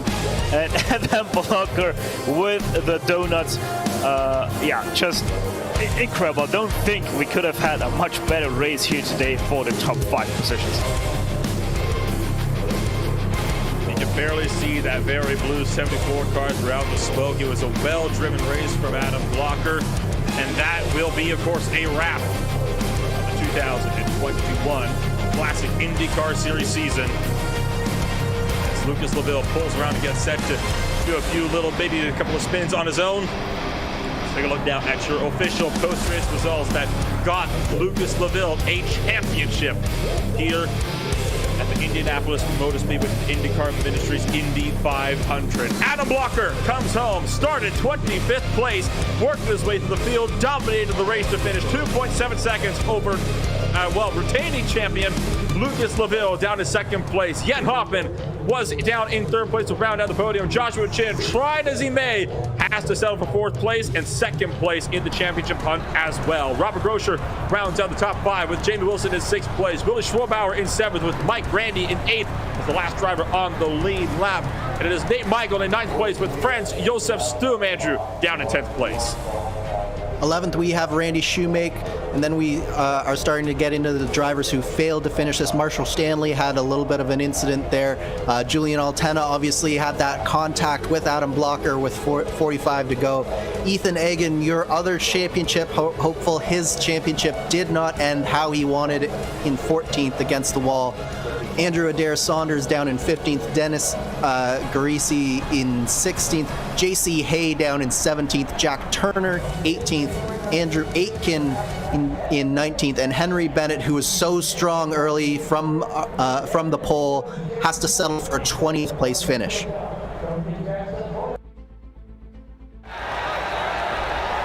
Caleb Weekly 21st, Bart Furstein 22nd, Cody Luke 23rd, Vesa Ilha Olila, who had been strong throughout a number of events this year, settles for 24th, Logan Simmons down in 25th, Lewis Woodall, Hans Pitkinen, Josh Baird, Andrew Wood, and Gavin Hibbs all out very early on in this race. Finally, we have Art McEwen, and then involved in that first caution, along with Tristan Hauser and Sebastian Kinder, who barely got into this race before their races were ended. And so with this race and these results complete, let's take a look now at some of the drivers that will no doubt be standing by to give us a talk tonight. And we'll kick things off with a very hard charging an Adam Blocker, who joins us up here in the broadcast booth. And Adam, what a day for you, 25th place, but you showed, despite that qualifying position, you were the driver to beat today. Yeah, thanks. It definitely made things more difficult in the early stages, but thankfully the power slide guys really worked hard to put together a good race setup, and yeah, just kind of was patient, working my way through the field. And yeah, ultimately, I mean, the main challenging thing this race was just keeping on top of the weather conditions and trimming aero, or adding downforce or taking away downforce as it goes. That's something very different in this car compared to the IR18 that I'm used to, but. Yeah, we kind of kept on top of that and played sort of a conservative pit strategy there at the end, and yeah. And you look over as to how this race, played out as a whole for you. I mean, it was just absolute insanity from start to finish. And the caution flags that we saw tonight, they came out at a rather interesting time strategy-wise. Did they ever impact any of your strategies, or was it kind of just wait and see what happens? I mean, every caution impacts the strategy. The main one that was kind of unique was the last one that came out. Originally I wasn't going to pit there, but then I decided to, with just how few cars are on the late lap, and I was quite confident that I could get back up near the front, and I knew that I would have a much shorter fill time than Lucas and Hoffman and the guys that stayed out. So, and I also knew we had a good long run car, so those two combined kind of, allowed me to some strategic freedom, and I was kind of lucky when those guys came out. Wilson was kind of straggling behind, and I got his draft, and yeah, that really allowed me to pull the same lap times as what they were doing, and then just waited till I caught Wilson, and then pitted where I would have a tire advantage. Just slid my box a little bit, otherwise it would have been even easier. But so it's such a strong exit from the 2021 season. Obviously, you could carry some momentum coming into 2022. Do you plan to maybe make your way up and maybe have a go at the title yourself in 2022?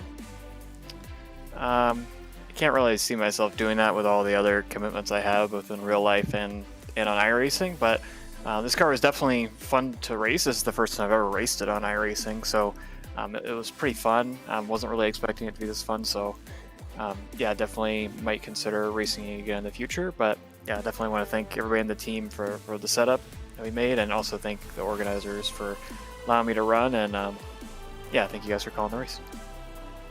Thank you, Adam, for taking the time out of your night to come up here and join us in the broadcast booth. Congrats on a well-earned victory at Indianapolis Motor Speedway, and well, best of luck in your future endeavors. Yep, thanks.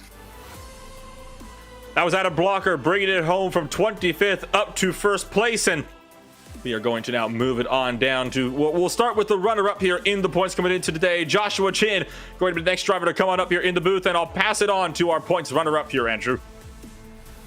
Josh, you had such a strong run today, but you come up just a couple of positions short at the end of the day. I want to ask you, first of all, about the strategy calls here, because you put yourself in a little bit of a different spot from Lucas on a bit of an opposite strategy.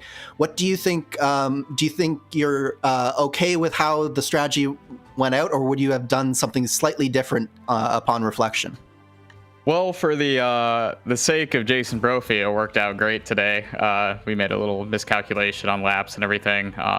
Ultimately, it played out right with cautions. We got a caution that kind of saved us and got us back in line with most everyone else. But for a while, we were kind of sweating it, going, all right, we need a caution. We really need this now. And we finally got it, and it cycled back out. But the whole race, we were going to kind of have to go off strategy to Lucas anyways, because they had the faster car. So most of it was just trying to claw back ground where we could and try and make a difference and get Jamie between Lucas and myself in case we didn't finish second and get that advantage. Now, big picture here, you've had what can only be described as an up and down season with it, I would say, an equal number of ups as downs, 4 wins, but at the same time, a number of DNFs. So as you sort of take a breath here and reflect on your season as a whole, what are sort of your general impressions of how you did in the season, and what does that look like translating possibly into 2022 for you? After the first 5-6 races, I didn't think we had a shot to win the title at all. The little comeback run was more than I expected to happen. There was a lot of stuff that was both out of my control and in my control at the start of the season that was kind of just wins and points thrown away. Started off the season with a disconnect on the pace lap, so it just kind of set the tone for how the rest of the season was going to be. And the summer break helped kind of reset things. I don't know if it really helped momentum so much, but just get some time off and kind of focus down a little bit on these races. Obviously, didn't have the speed today, so if it comes down to a title fight at Indy next year, I think I'm still going to be the underdog in that fight, especially against the Vortex guys. But there was a lot of throwing away points early in the season, so I think buttoning that up will be a big help next year. And we will see you back in 2022 for sure. Unless something drastic changes, I'll definitely be back. Excellent. And then, so I'll just get you out of here. Anyone you want to talk about for helping you throughout this championship here today? Shout out everyone, Team Talent, Team Chimera, Jamie and Andrew running the whole season, and Niall had some bigger life commitments to go deal with, so we'll hope to see him back sometime soon. Having a kid's a little bit more important than this, though. And Liam for the races he ran, and thanks to Brophy for helping with strategy today. Thanks to Robert and Lucas for putting on the championship. It's a great time as always, and I can help for any high ever standard for a series. And it sucks losing, but losing to Lucas makes it a little bit better, and glad to see him win the title again. Hopefully Ethan's running up there with us again next year. Kind of had a bad hand the last 3-4 races. But I think he'll be right up there again next year. Awesome. Well, thanks so much for your time today, and commiserations for the second place finish. But you definitely don't have anything to be not to be proud of there. It was a fine run to end this championship. So congratulations on all you've accomplished, and can't wait to see you out there next year. Thanks. So that was Joshua Chin bringing it home, second place in the points and fourth place in the race tonight. And now it is time to talk to the man of the hour. Lucas Laville brings it home, defending champion now for 2 consecutive years. And Lucas, the title swung back and forth between yourself and Chin all throughout the race. But when it mattered, it ended up resting in your hands, and you will leave tonight yet another champion.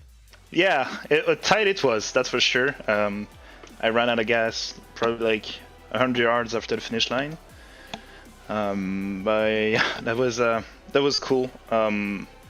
Mega shout out to Josh as well, because he's one hell of a driver, and that feels really earned when I can beat him on the racetrack, especially at Indy, like knowing how good he is there. Also a special shout out to Ethan. In his first full season he was up there with the best in this car, so that's clearly something to look forward to for next year. Like, the whole competition is going to be pretty insane. So did you come into this race with your Vortex teammates with the plan already in mind, or was it just going to be kind of a situation of you got to push as hard as you can and just hope for the best when you get out there? The plan was to hold the front as much as we could. We had good starting position, so that really was just like the baseline for this. We held our own pretty well. We ran safe for 100 laps and then slowly dropped wings. The conditions weren't easy for adjustments, as the track temp was going back and forth whole race with the conditions, but I think we had the good strategy calls, and that's what was the most important point for us. Like, hold at least 3 cars in the top 5 at all times to protect for the win if we could, because Adam was clearly the fastest car out there, and for the title obviously. But yeah, I think the fact that we were 6 in this race was a big bonus point and big advantage for us. We could just try different things with wing angle and strategy that worked pretty much every time, so that's great. And I couldn't thank the Vortex guys enough for all the work during the week and during the race itself. And what should I say? Support me and my nerves during these 3 hours, pretty stressful hours. So you exit 2021 yet another champion. You won it in 2020. You take it for a second consecutive year in a row. When you come around for 2022, though, do you plan to maybe make it 3 for 3? Oh yeah. I would like to tie my German teammates for the number of titles, but yeah, I think next year is going to be even more challenging. If Henry comes back, I think Josh is going to have a big chip on his shoulder and will try to dominate as much as he did this year. Robert would like some revenge as well, I imagine. Jan will be there because he was strong late in the season. Ethan will want some revenge. Willie will be there because he's shown some strength. So I've got my work cut out for me, but I'm really looking forward to this challenge. And well, it's been a pleasure to be able to talk to you once again here, Lucas, this time as a confirmed champion for a second year in a row. But before we let you go, anybody you'd like to shout out for that Vortex Sim Racing #1? Oh yeah. As I said, every driver that helped me this year: Robert, Jan, Marshall, Tristan, Timo, Philippe, Dennis. Also, massive shout out to all the league drivers who are making this a very nice environment to compete in and have fun into. Big shout out to the IndyCar Ministry, the sponsor for this race today, and finally to you guys at RaceSpot for the awesome coverage all season. And I'm sure you had plenty of action to witness today. And thank you, Lucas, for being able to take the chance to join us up here tonight. Congratulations on yet another championship, and hopefully you'll be able to go 3 for 3 next year. You bet. Thank you, guys. That was Lucas Laville, your new champion here in 2021. Going to continue on down throughout the order. And how about we'll bring up Julian Altena, a driver who was looking so strong throughout the course of the day and kind of got caught out by the commentator's curse here. Andrew, I'll pass it down to you. Yeah, I feel like since I was the one who brought down the commentator's curse on Julian's head, I might as well be the one to interview him. So Julian, first of all, you were having a really strong start to this race. You came up from basically last position all the way into the top 3, and then just run us through what happened there in that sequence. First of all, you guys can hear me, right? Yep, we got you. Okay, perfect. So, it was just really difficult to get through the field, in fact, because I didn't really know what to expect when going through the field. I don't really drive this car too often, so it was a bit of an unknown. I didn't really get to practice too much either, because I had some other stuff going on this week. So, first of all, full credit goes to my teammates, Sepp Kinder, Lewis Woodall, and Bart Furstein for all making the setup. I didn't really get a chance to work on it at all. So, but yeah, the setup felt good. I was able to drive through the field pretty nicely, and eventually I trimmed the car out a little bit more, because we had too much downforce on the car, I felt. And once I did that, I was just flying through the field and making up ground left, right, and center. So that was great to charge through the field. And I think at halfway I was somewhere around the top 10. So it was nice to go from there. And then, so it looked like from our position, you had a little bit of a bobble coming through turn 2, and that potentially gave you some damage that led to the incident. Yeah, so I was going through turn 1, the short shoot, and then turn 2, and from the short shoot onwards, basically, the spotter said there was a car on the inside, so I had no idea where the car was, because I didn't see him. So I tried to leave a lane open, and then I got into the marbles, and I was still really clueless where the guy was, so I tried looking around to see where he was, but then I slid into the wall, got some damage there, which I didn't find out until turn 3.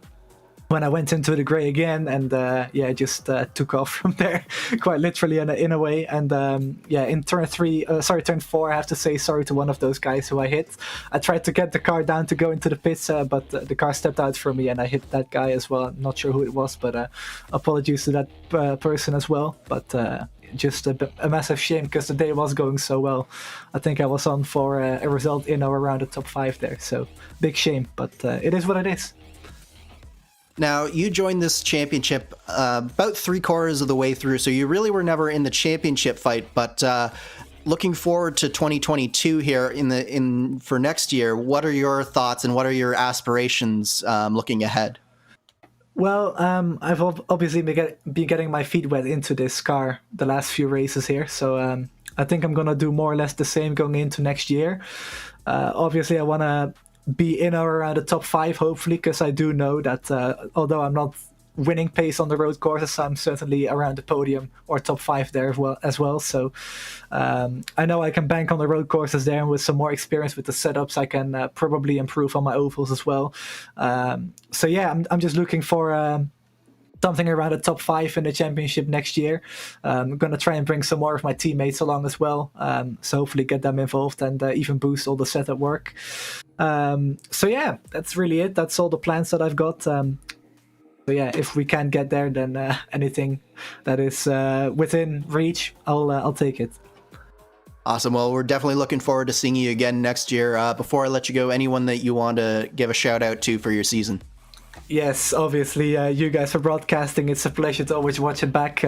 My teammates, Sepp Kinder, Lewis Woodall, Bart Feuerstein, and also team owner now, Gary Gotso. He's taken over from me, that role. So I want to thank them all for working on the setup as well. It's a pleasure to work with them, and just a shame that their days didn't really work out like we had hoped for. And my own league, Velocity Online Racing, with the IR18 on Saturday nights. We have a European and North American side of things. The European side at 8 p.m. Central European time, and the North American side at 7 p.m. Eastern time. So yeah, check it out as well, velocityonlineracing.com, and on Twitter at VelocityOR. Awesome. Well, thanks so much, Julian. And as we said, definitely looking forward to seeing you again next year. And Nolan, definitely one of the drivers that we need to take a note for next year's championship, because I think we'll be seeing a lot more of Velocity Online Racing, and specifically Julian Altena next year. Oh, absolutely, no doubt about it. I mean, Giulio Altena was showing that he was a driver who had some serious potential to be on up there throughout the course of this race, and it's just a shame he had to kind of stumble across those issues when he did. And guys, we could kind of blame us for that one, but well, hopefully there won't be any hard feelings going forward. There is still one more person though that we have to talk to, of course, throughout the course of the night. It's the guy that helps to put this whole thing on. Robert Groscher joins us up here in the broadcast booth. And Robert, what an absolutely insane season from start to finish. And if you were to kind of just sum up the entire season as a whole, what would you say about it? Insanity. I don't know. I mean, that was the nail biter that we all were hoping for as a final race of the season, and at least Josh and Lucas really delivered on that one. So I think there is nothing more we can ask for, really.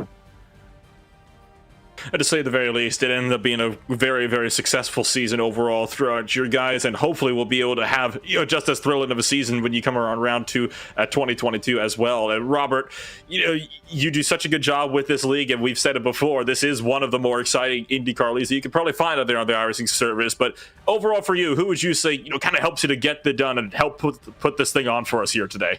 Yeah, first of all, of course, the admin team, Lucas and Josh Bart. Big thanks to them. Then the race stewards, Jonathan Dix, Andrew De Saunders. We couldn't do the whole thing without them. Obviously, you guys at RaceSpot, we had like a bunch of commentators throughout the year, and but every single stream was really like top-notch quality. So big thanks to you as well for making this happen. Yeah, thanks to our title sponsor for today, the IndyCar Ministry. Very glad to have them aboard, like for the second year in a row for Indy. Thanks to our other sponsors which we had this year, that was the Dave app, Race 92, the Wisconsin Breast Cancer Coalition. Then I hope I don't forget anyone. Edifies Inc., of course, and SimRace 247. Thanks for all the support. Big thanks to the Lionheart Racing Series also for their support. Always a pleasure to deal with them. And I think all the donors, of course. And again, Andrew De Saunders for donating the free practice session on Race Week every time. So I hope I didn't forget anyone right now. Just big thanks to the whole bunch of guys who are racing with us, who are making this happen. Such an amazing grid today, amazing race, and an amazing season for sure. And thank you, Robert, for being able to put on such a great season for us to be able to cover. It's been a thrill, as it has been every season in the past, and hopefully 2022 will also be a season to remember. I'm looking forward to that already. And so, well, that will just about do it then here from the Indianapolis Motor Speedway. Of course, it's been such an emotional season, such a roller coaster ride as well. And while Stefan seems to have had a bit of technical difficulties and won't be able to join us for the final couple moments of this broadcast here, Andrew, I mean, overall, I would say this is about as good of an end to a season in terms of points battles and everything in between that you could possibly ask for. I can't think of a better way for a race to end it, except for maybe if our championship contenders had somehow been able to go too wide across the finish line. That's about the only thing that you could have hoped for that would have been different. You had a shot at it from Josh Chin and Lucas Laville the entire way. They were going back and forth so much throughout the course of this race. There was strategy. There was absolutely everything. There was passing on track. Amazing way to end this season, and to be honest, it's a fitting end to what was an amazing championship, because not just this race, but every race throughout this season has had twists and turns and excitement every single time out, and this race is just a fitting cap on the cake there. Icing on the cake. That's the word, or that's the analogy I was looking for.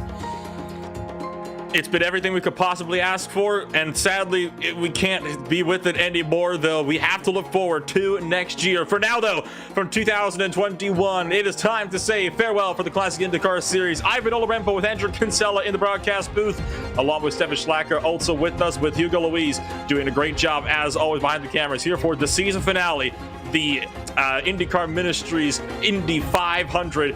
And we say farewell here on this 2021 season, and we will say goodbye from Indianapolis, where Lucas Laville leaves, the 2021 Classic IndyCar Series champion.